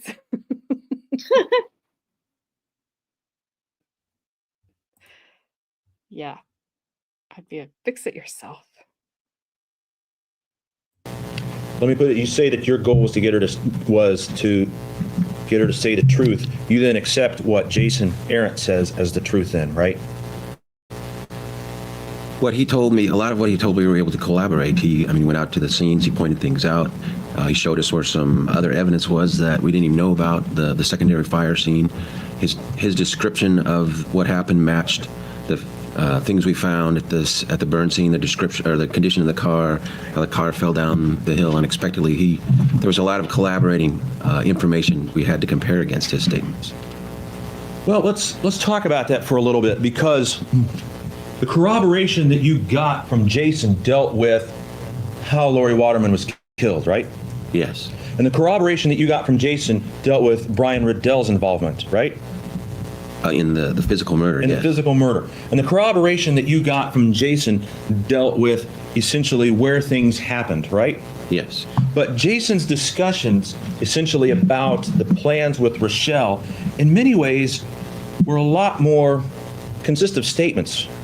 It's a lot harder to find physical proof to corroborate what Jason said with Rachelle, right? Yes. And so what you have to corroborate that is one email from him to her, Yes. right? That's correct. And you've got the letters on his computer, Yes. but not all of the letters on his computer actually were found in her locker, right? Correct. Yes. In fact, out of the 10 letters, only 4 letters were found in her locker, right? Yes. And you don't even know if they were read, do you?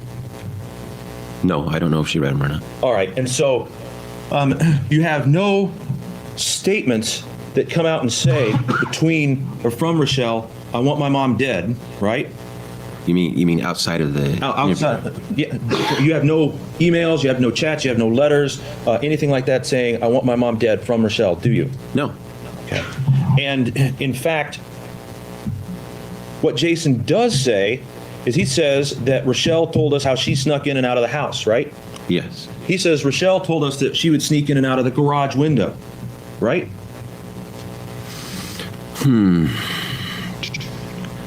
You're saying Jason told me that this is how Rachelle said she got in and out of the house. Mm-hmm. I believe so, yes. In fact, you even, when Rachelle is talking about how she would go in and out of the family room, you even asked her, are you sure it's not the garage window? Yes. Okay, and she said, no, it's not the garage window, right? That's correct. Okay, and in fact, Rachelle's statements that I didn't go in and out of the garage window are corroborated, aren't they? There's only one footprint in the garage window, right? Yes, that's correct. Okay, and you talked with her dad, Doc, and he said she didn't go in and out of the garage window, right? Yes. He said that they had caught her going in and out of a different window. Right, the family room. Okay. And so that's actually what Jason says is not corroborated in that aspect by Rachelle, is it? No.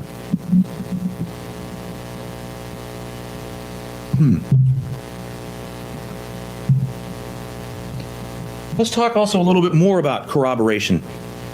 One of the goals that you want when you corroborate a statement is that you want to be able to match up some of the details, right? Yes. And when you interviewed Rachelle, you never said, okay, let's start at XYZ date and went on. You talked about how there were two different plots, right? Earlier, you said that there was the plot about the shooting and then there was a plot where it actually occurred, right? Yeah, we talked about each plot separately. Okay. You didn't coordinate things based upon X date or this date in relation to the shooting. Did this happen before? Did this happen after? You didn't set out at the beginning and come up with a timeline, did you? Again, I'm not quite sure what you're asking. I mean, at the end of the interview, I asked her to, again, start at the beginning. And she did go back and start when she first solicited Jason to carry out the plan. And then it proceeded from there. We went step by step by step. What she had told you about the solicitation was when it had started, it was just sort of, I wish my mom would not push me around type of thing, right? She said stuff like that to him. All right. Now, you never got from Rachelle specific dates about when they had these meetings or phone calls or anything like that, did you? No, she couldn't remember the exact dates. And in fact, Jason was telling you that she was saying it was about 10 days or so before it happened. It was about 10 days that she had said, yeah, I'm going to be gone. That's a good time to do it, right? And okay, again, we're talking about the actual murder in the November. actual murder. He said something like that, 10 Something days like or so. that. That's what he testified to on the stand Yeah. here. It's about 10 days ahead of time, right? Yes. Okay. And Rachelle actually said that she had mentioned her dad was going to be going out of town, right? To him, yes. To him. And she had said that she said her dad was going to be going out of town when she was talking to Jason about going to the state volleyball tournament, right? Yes, I believe so. And so she was talking about the state volleyball tournament, and she knew that they were going to the state volleyball tournament after they won the regional tournament, right? Yes. And the regional tournament occurred the weekend before she was going to be gone, right? Yeah. And so Jason is saying 10 days before it happened, that's when we have the interview, right? Yes. And she's saying, no, it wasn't then. It was after. It was the week. It was more than I'm sorry. It wasn't then.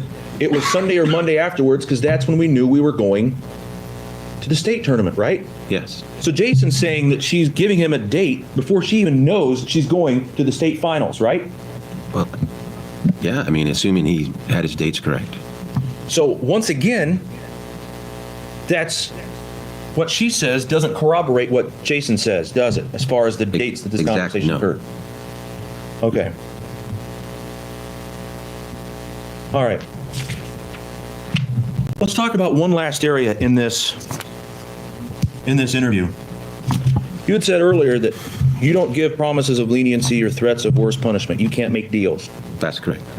And you don't want anything to convey that in an interview, do you?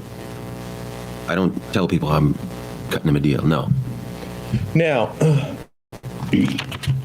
in fact, if you try or if you say anything or suggest a promise of leniency or a threat of worse punishment or something like that, you said earlier that that is something that can induce a person to make a statement that's false, right? That's true, yes. Now, let's look at page 33, the bottom of page 33, okay? Line 22.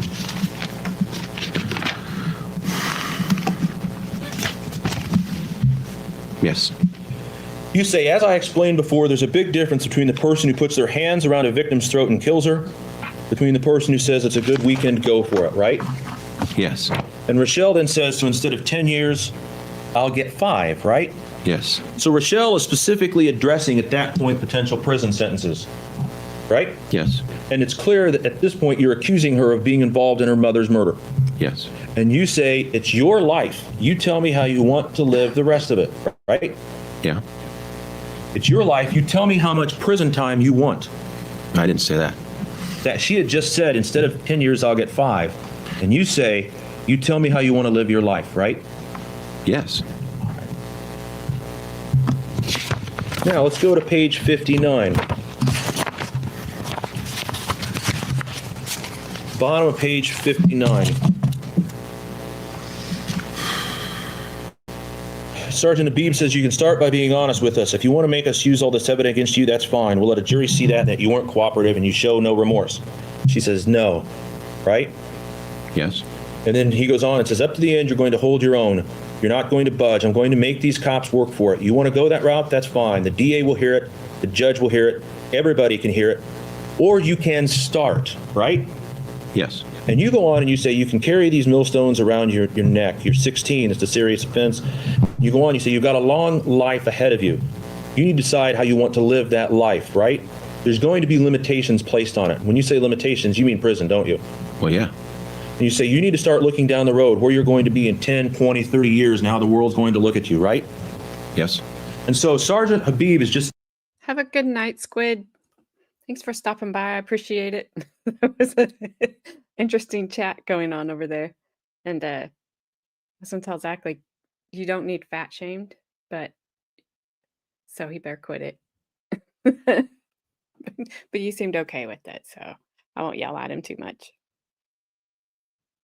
But have a good night. Yeah, I wasn't going to ask what the other version was of the, what you guys call it? Oh, I can't find it. Darn, so I can't ask. Anyway, I don't need to know.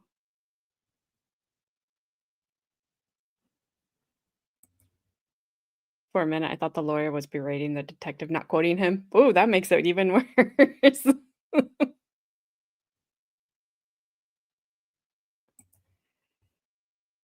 Yeah, well, I do have him sped up, so it may look like he's rage stirring a little more than what he is. Oh, thanks, Snipe. That one, not the other one.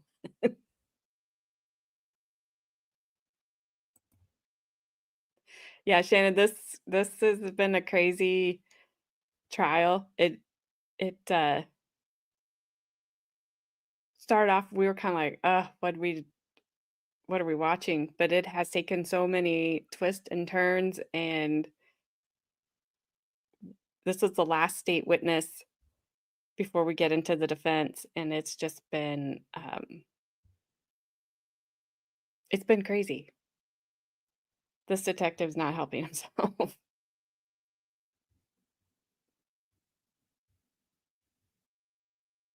telling her, you haven't been honest. Yes. Sergeant Habib is saying, you're not telling us what we want to hear, right?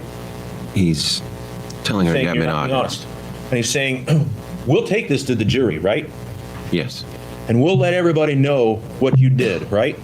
Yes. And you go on and say, you got a long life ahead of you, Yes. right? You need to think about where you want to be in 10, 20, 30 years. Yes. Obviously, you're telling her that what she did then is going to have a difference in where she is going to be in 10, 20, 30 years down the road, right? No, not at all. I'm trying to appeal to her sense of maturity. I'm just basically telling her, listen, you're going to be judged and it's your life. You're going to have to figure out what you want to do with it. If you want to go into a trial saying, I didn't do this thing, well, that's going to be weighed against you when we have evidence that shows you did. The evidence that you had talked about, the evidence that you had exaggerated. In the interview. In the I interview. exaggerated, yes. All right. Let's look at page 88. Okay? The bottom of page 87, top of page 88.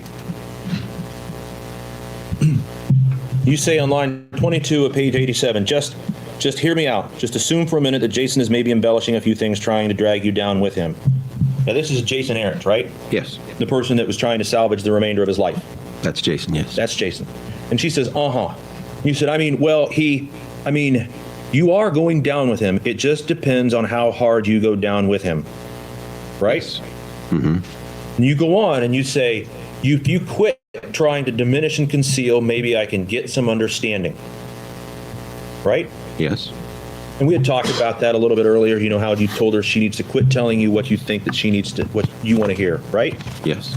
Okay. Now let's talk about Sergeant Habib when he was in the room alone with her and you were watching. It's on page 110.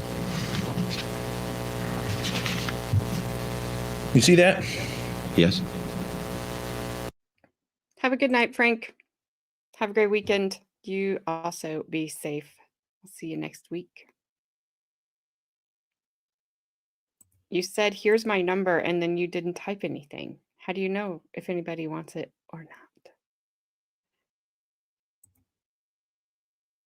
Don't get me started on eyebrows.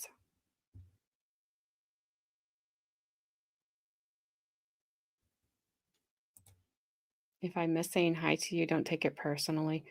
Oh, Zach. You lie. You are too nice of a guy. He starts at line 11 and says, that man, and he's talking about you, right? Yes. He says, that man is one of the top homicide investigators and top interviewers in the state of Alaska. That's why he flies all over the state from Anchorage to do these cases. He's telling this to Rachelle Waterman, who's just barely a 16-year-old girl, right? Yeah, he's telling it to Rachelle. Okay. And he says he's a pro. He's got the patience and chill to stay on this case till hell freezes over. He's not done till he says he's done. He's got you. He's got you. He's got your involvement. And he says you have a choice, right? Yes. He says this is the only choice you have. This is the only decision you have to make right now. This is not a game. This is not high school, right? Yes.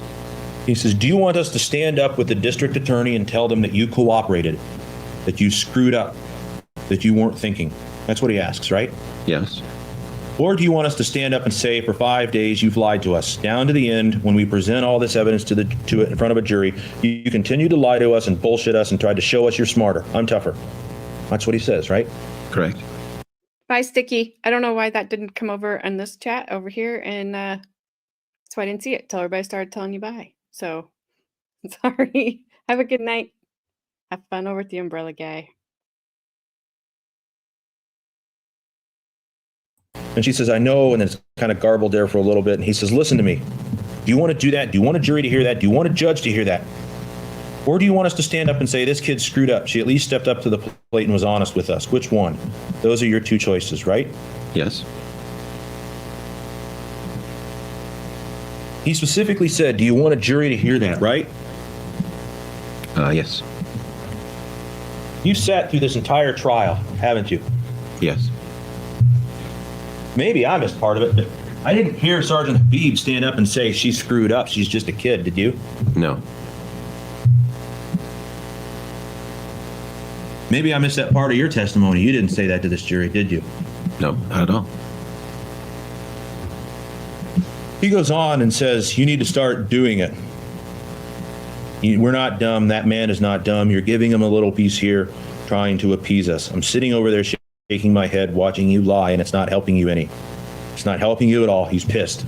He's ready to just go for it. Let's do it. You're a kid. It's time to act like an adult. Now, do you want to talk to him again and be straight with him? If you're straight with that man, I will stand up and he will stand up and the DA will stand up and say she cooperated. It's your choice. That's where we're at. Yes? She says yes. He said, just show the man a little respect. Mm-hmm.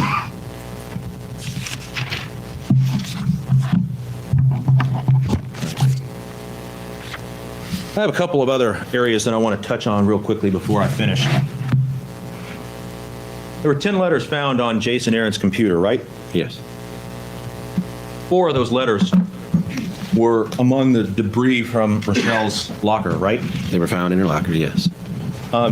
Those were exhibits 66, which is letter number 3, right? Yes. And letter number 5, which is exhibit 68. Hold 1 second here, let me. Do you want me to get it? I've got it right here if you want it. I just want to make sure Okay, you got the no right problem. numbers.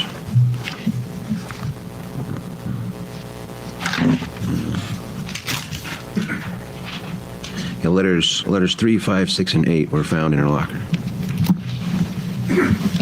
May I approach the witness, Your Honor? Yes.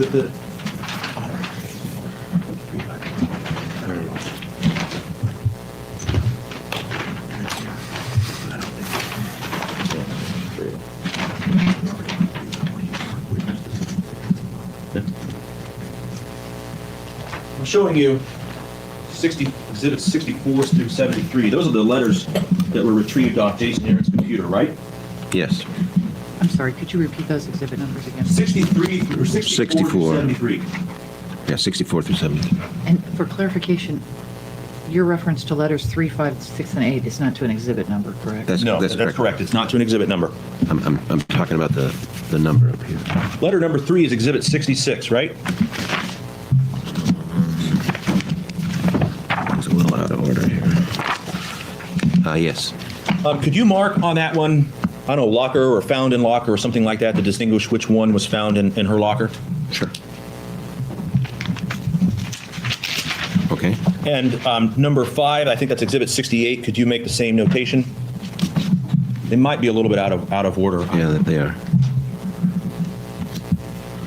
Okay. And also number 6, which is exhibit 69.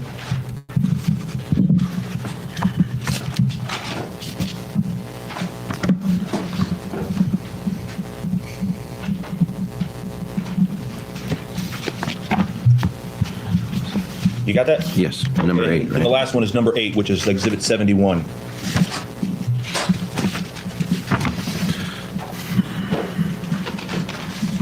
Okay.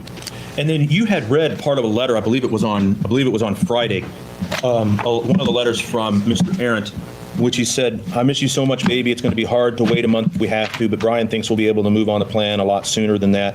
And he goes on. Do you remember reading that? Yes. That was actually found in the letter entitled Letter for Shell, right? I believe so, yes. That was not found in her locker, was it? No, That was only found on his computer.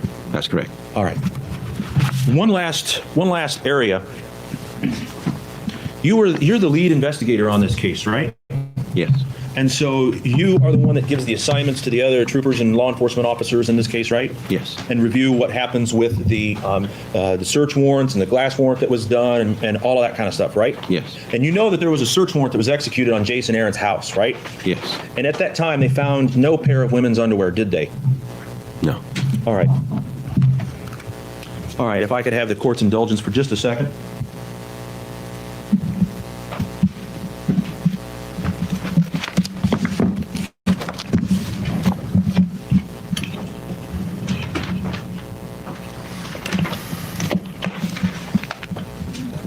Get these back. Thank you, Your Honor. I have no further questions at this time. Get up there and rehabilitate this witness. Bet you can't do it. They never found. Did they find any emails on her computer, or were they just on Jason's? Because I only hear his computer being mentioned all the time when they're talking about it. I pause them really bad spots. But also, back in the, I don't know how lockers are anymore. It's been a long time since I was in school. But they had those little vent things, at the top. You just would shove a note up through there. You never knew if the person got it or not, unless they told you they did. They never have gotten any of those. You didn't hear anything about her computer? I didn't either. Hang on, nobody said anything about knickers. Is he a knicker sniffer?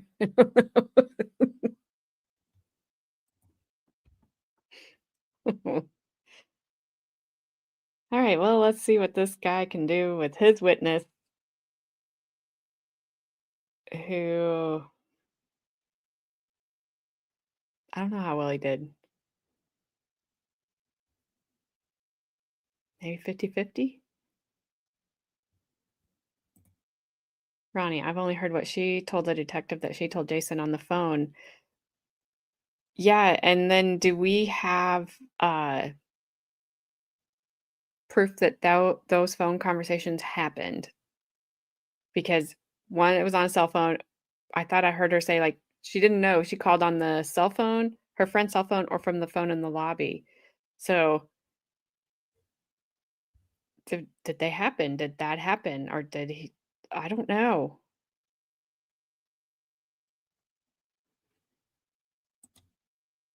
I don't think he helped. I don't think his testimony helped the state, and they need a lot. The problem is that they do need to show at least that these emails were sent to her account, and they haven't even done that. Yeah.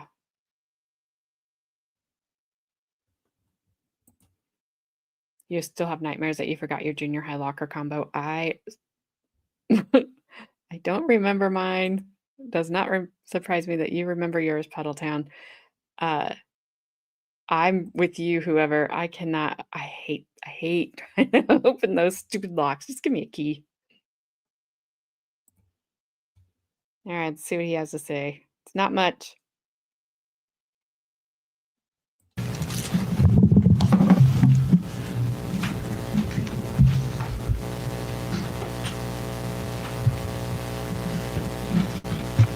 Redirect, Mr. West? Yes, ma'am. And actually, ladies and gentlemen, just to cut in at this point, I'm hearing lots of reference to transcripts in the examination of the witnesses, and I believe earlier last week there had been a request about transcripts from the jury.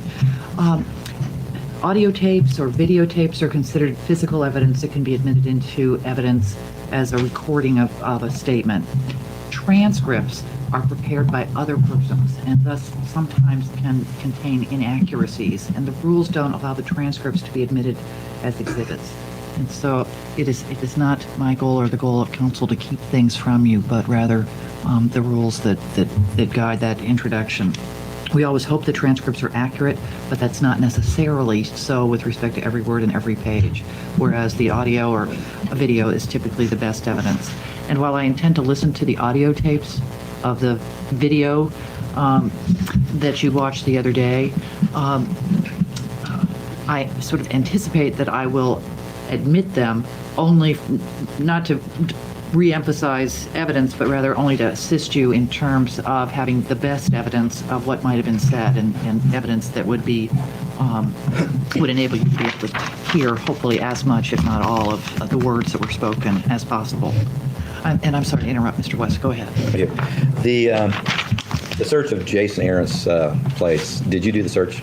No, I did not. I believe it was Trooper Blajiski. Okay. And the items that were searched, was it pursuant to a search warrant? Stuff that was seized from his house, yes. Okay. Did the search warrant authorize you to seize women's underwear?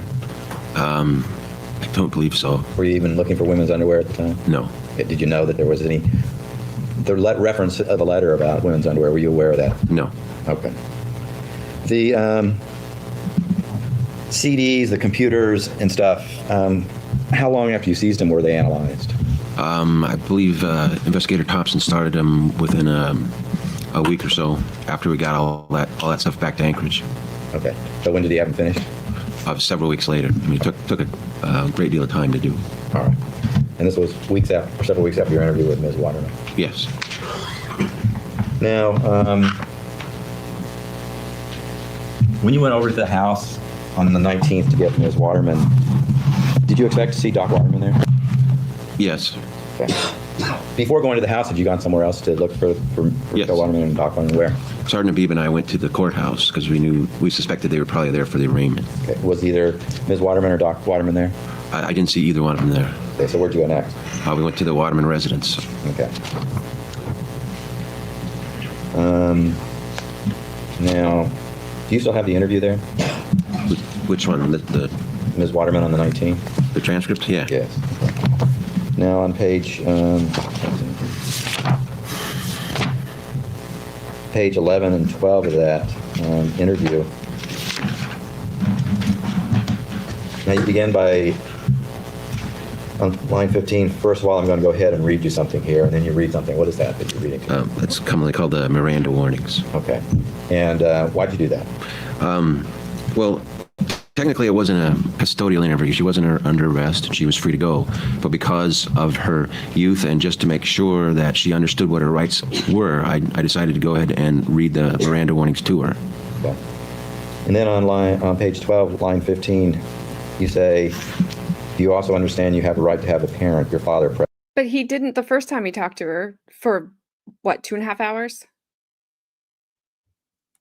He didn't read her Miranda rights to her.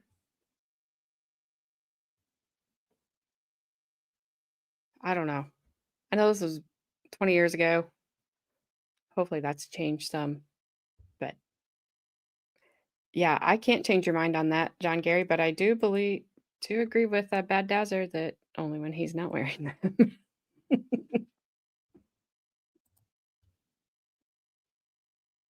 present? And she says yes. Is that right? Yes, And why did you ask that? because that's her right. I mean, she has a right to have a parent present if she so desires, and we have to tell them that. Okay. And it was after you advised her of these rights that he then went ahead and did the interview? That's correct. Okay.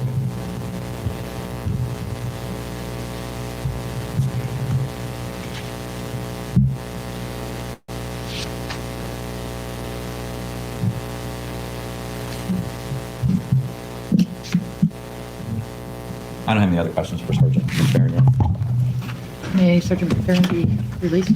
Yes, Your Honor. Yes, sir. Thank you, sir. You can step down. You don't have any exhibits there, do you? No, ma'am, just this transcript I was looking at. Watch those 2 steps. That's it. Really talk with Sergeant McPhearon just a sec. Sure.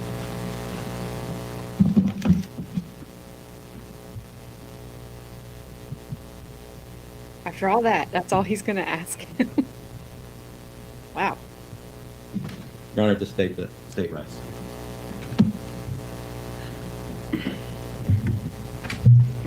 Do we need to take a break at this point? Yes, we do. Let's take a 10-minute break, ladies and gentlemen of the jury. And I'm told that the clock in the back is 2 minutes different from that clock. So we'll reconvene at 20 minutes before the hour. Please remember the admonition. You still haven't heard all the evidence. It's still not time to discuss the case even with one another, and have no contact with the parties, witnesses, or others. See you in about 10 minutes. Counsel, stand by.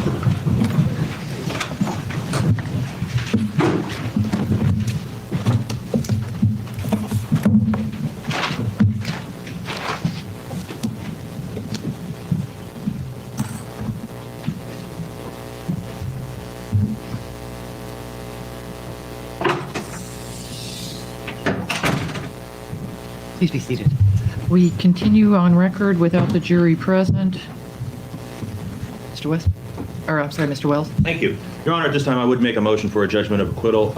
State has not met its burden of proof, and so I think that in the interest of justice, that acquittal is necessary, particularly for counts 5, 6, and 7, the burglary, vehicle theft, and the tampering with evidence. There is not a discussion about those particular elements of any plan being discussed with Ms. Waterman, and so for that reason, Your Honor, I think that it should be a judgment of acquittal for everything, but particularly those 3 counts.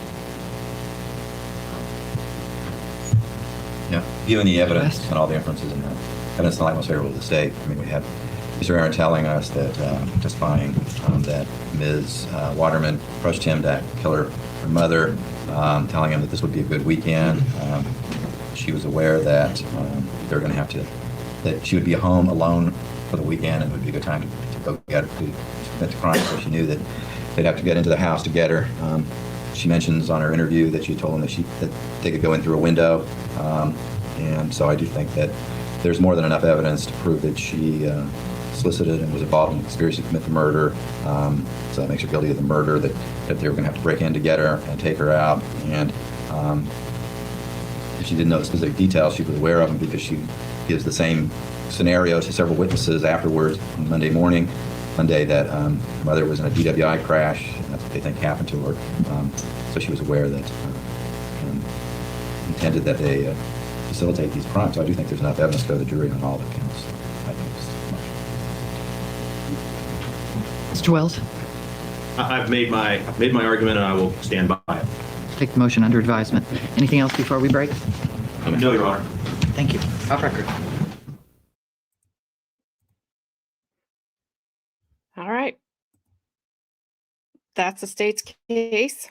Woo, why are we like, there we go. And that was not a very good note to end on, in my opinion. I didn't think that, I thought the state would try a little bit harder to kind of rehab their witness, because he didn't have some good moments up on the stand. I mean, when you piss the judge off, it's not a good look for you. And it was pretty obvious, at least to me, that he pissed the judge off. So, she's like, she kept having to strike his answers. That's not a good note to end on. That's not a good note to leave the jury with, at least in my opinion. Shannon, the prosecutor mumbles, trails off, and it's horrible. It's horrible. It's the worst about staying by Mike. At least the defense attorney, it's like he projects his voice and gets to the mic generally, but oh. I want to go back to the day of the gong. That was a good day. The day of the gong. When somebody's PF Chang's ready. Yeah. Exactly.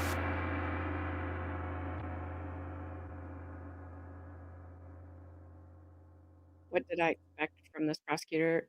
A little more. I mean, do something. Like your witness kind of didn't do well. I mean, I feel like a lot of that happened with the state. He Yeah, just asked terrible questions too. absolutely.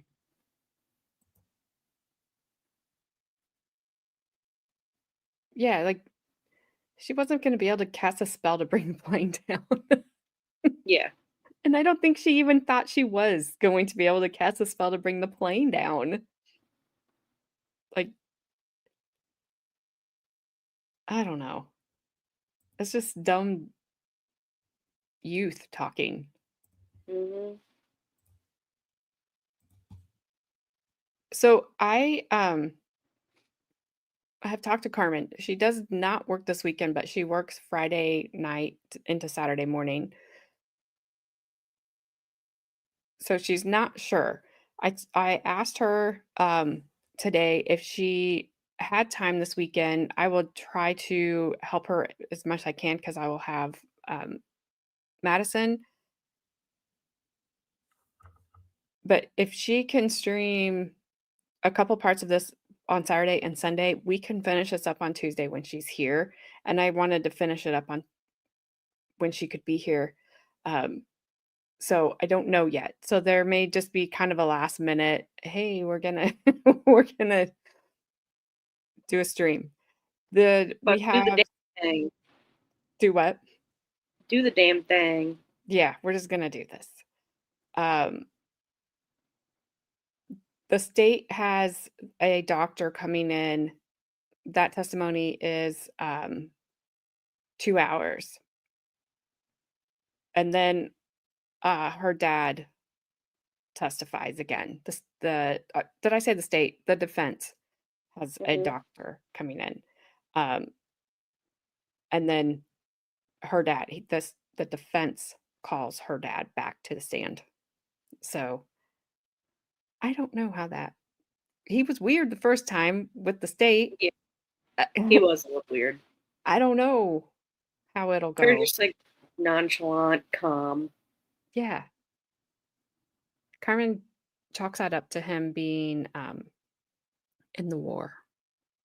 Vietnam. Was he in Vietnam? Well, yeah, something like that. I mean, I could see that, but who knows? He's probably on the reefer.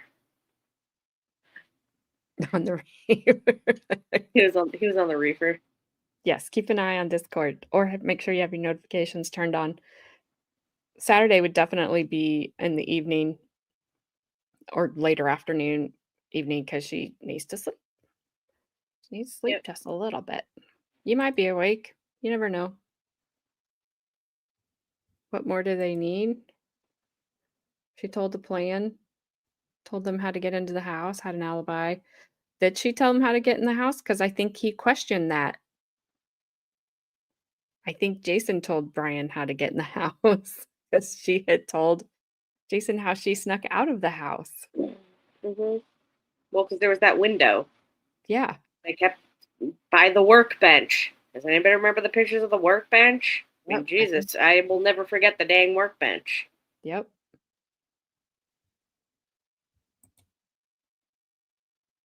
Jason was saying, but he got the wrong window. Yeah.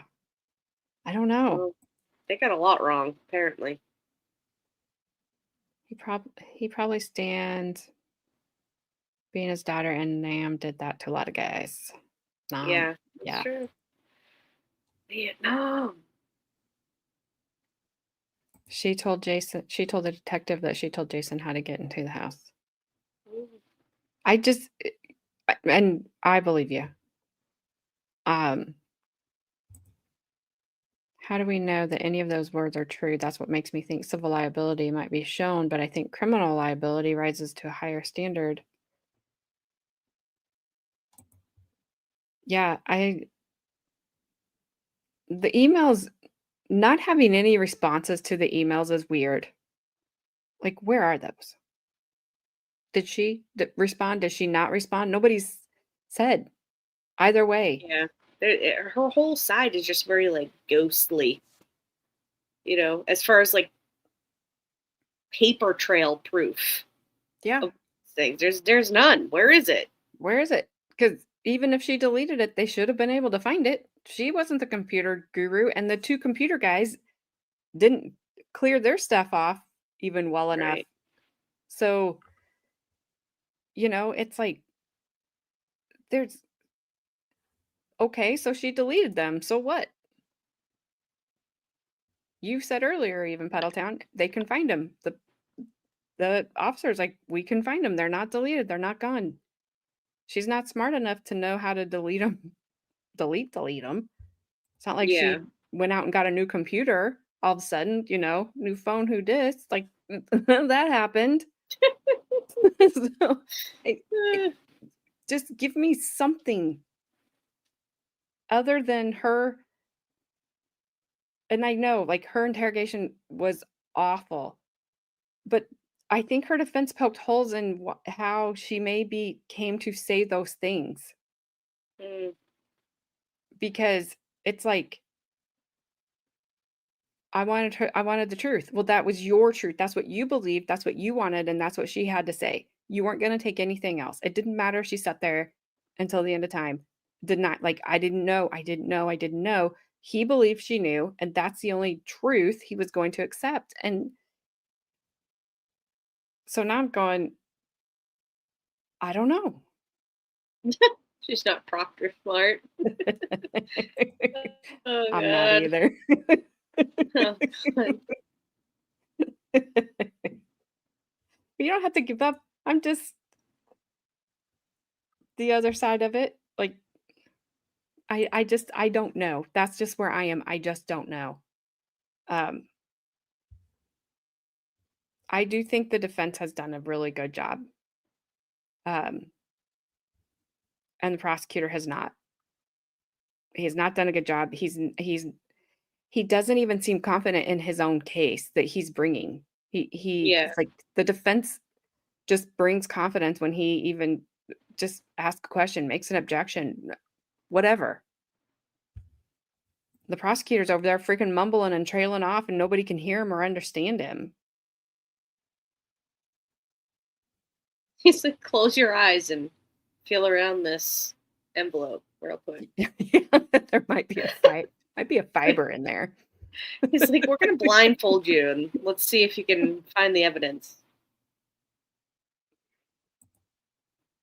Digital forensic should show deletes too, but I doubt they used it Yes. well in their investigation. Yeah, I don't think they use it at all. That's the point here. It's like, you can't say something that she got these emails if you're not going to show the proof that she got them or she didn't get them. right. Where's the proof of it? Where are the emails? Or were they just sitting unread? Like, she never looked at them. Like Carmen. You can say Carmen got an email, but she's got 3,000 other ones that she's never looked at. But they're there. But she doesn't look at them. She never checks that stuff. Chloe says, I think she was guilty of something based on her confession, just not sure what though. And I'm probably more there. I think I'm living in that land. I don't know. What's up, Dill?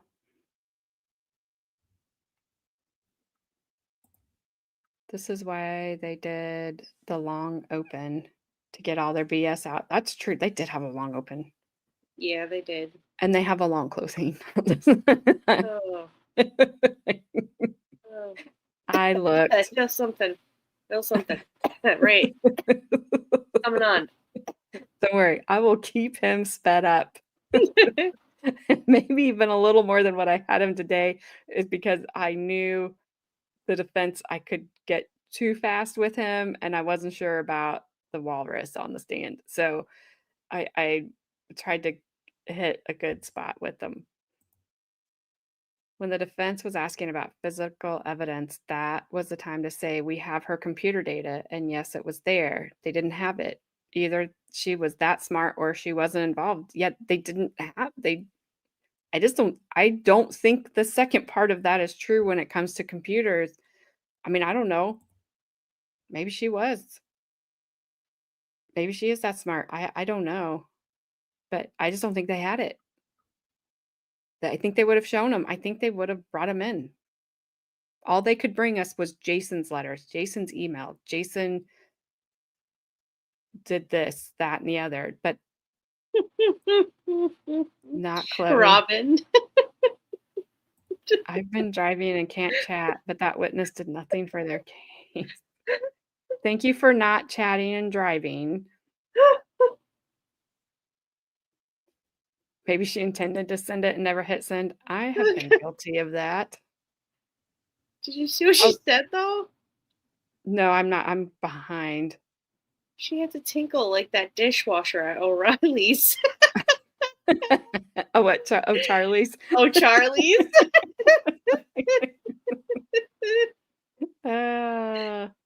It's hilarious.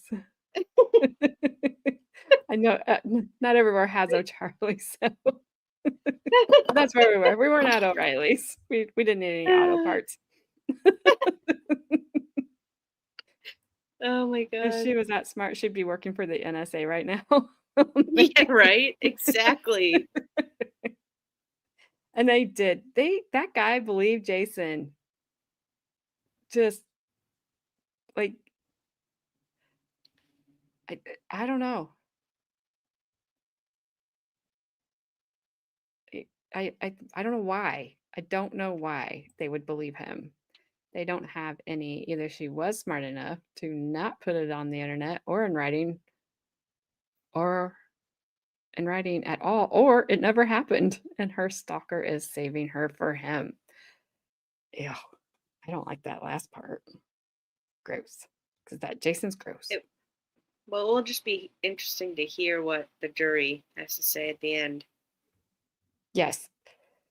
So anyways, like I said, it might be, will be very short notice if we are able to do anything over the weekend. So either check the Discord, make sure your notifications on. Sorry, I'm reading. I think she is guilty of lying. I just don't know to what extent and what level. Not showing the blog is, yep, not good. Yeah. Not Same. good. Oh, Puddletown, quit it. You're not done. You'll be back unless you have to work.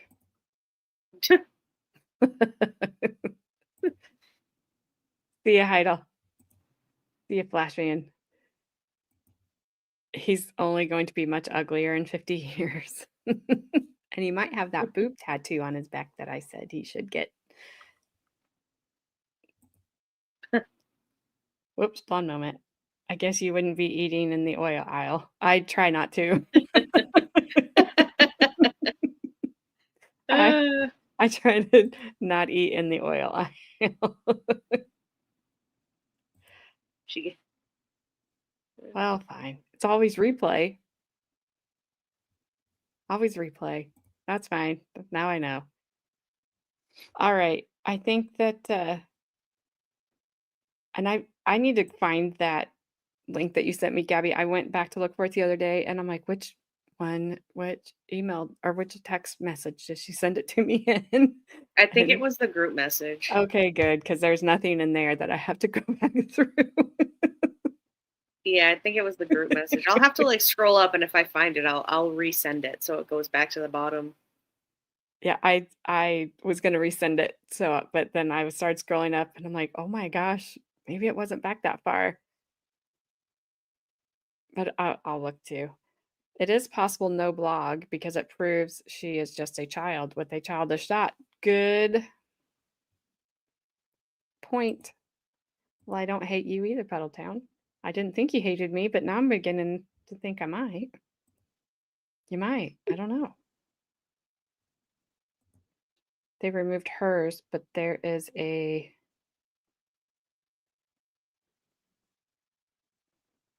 Slavko? What? I don't know what that is. I don't know what that is either. All right, you guys. Well, if I don't see you over the weekend, I will be back here 6 o'clock Monday. We will carry on. But I Okay. am but I am kind of hoping that she can pull it off and that we can get those because the rest of it is just kind of long Yeah. and it would be just really long stream. And I know Carmen was really good about the 6-hour stream, but even she's too tired for those right at the moment. So she's not going to be doing so I do want to, if we can get it pulled off and finish these up by Tuesday, that would be perfect. If we can't, we'll do what we got to do and just carry on as normal and we'll get it finished up. So have a good weekend. Gabby, thank you for joining me. You're I welcome. appreciate it. Have a good weekend. If I don't see you, I'm sure I'll talk to you sometime. And everybody, stay safe, make good choices, all that adult stuff that we all need to do. Just do it, please. And thank you. So I see you back here on Monday. If you haven't already, please hit that like and subscribe button on your way out. And with that, I think we're good to go. So see you later. Bye. Hot mannequin love is kinda uncanny. Click, like, subscribe, ooh, piece of candy. Looking for my spotlight, chasing my vibe. Still looking for my credibility online. Ooh, hot mannequin love, candy on the floor, don't pick it up. Chasing all the clicks, chasing all the views. Credibility's hiding, but I'm bringing you the news.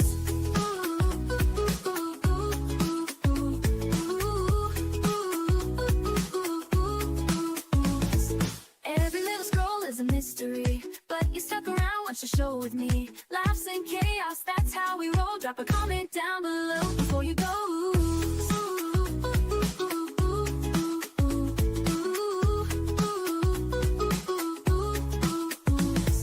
Every little scroll is a mystery, but you stuck around, watch the show with me. Laughs and chaos, that's how we roll. Drop a comment down below before you go.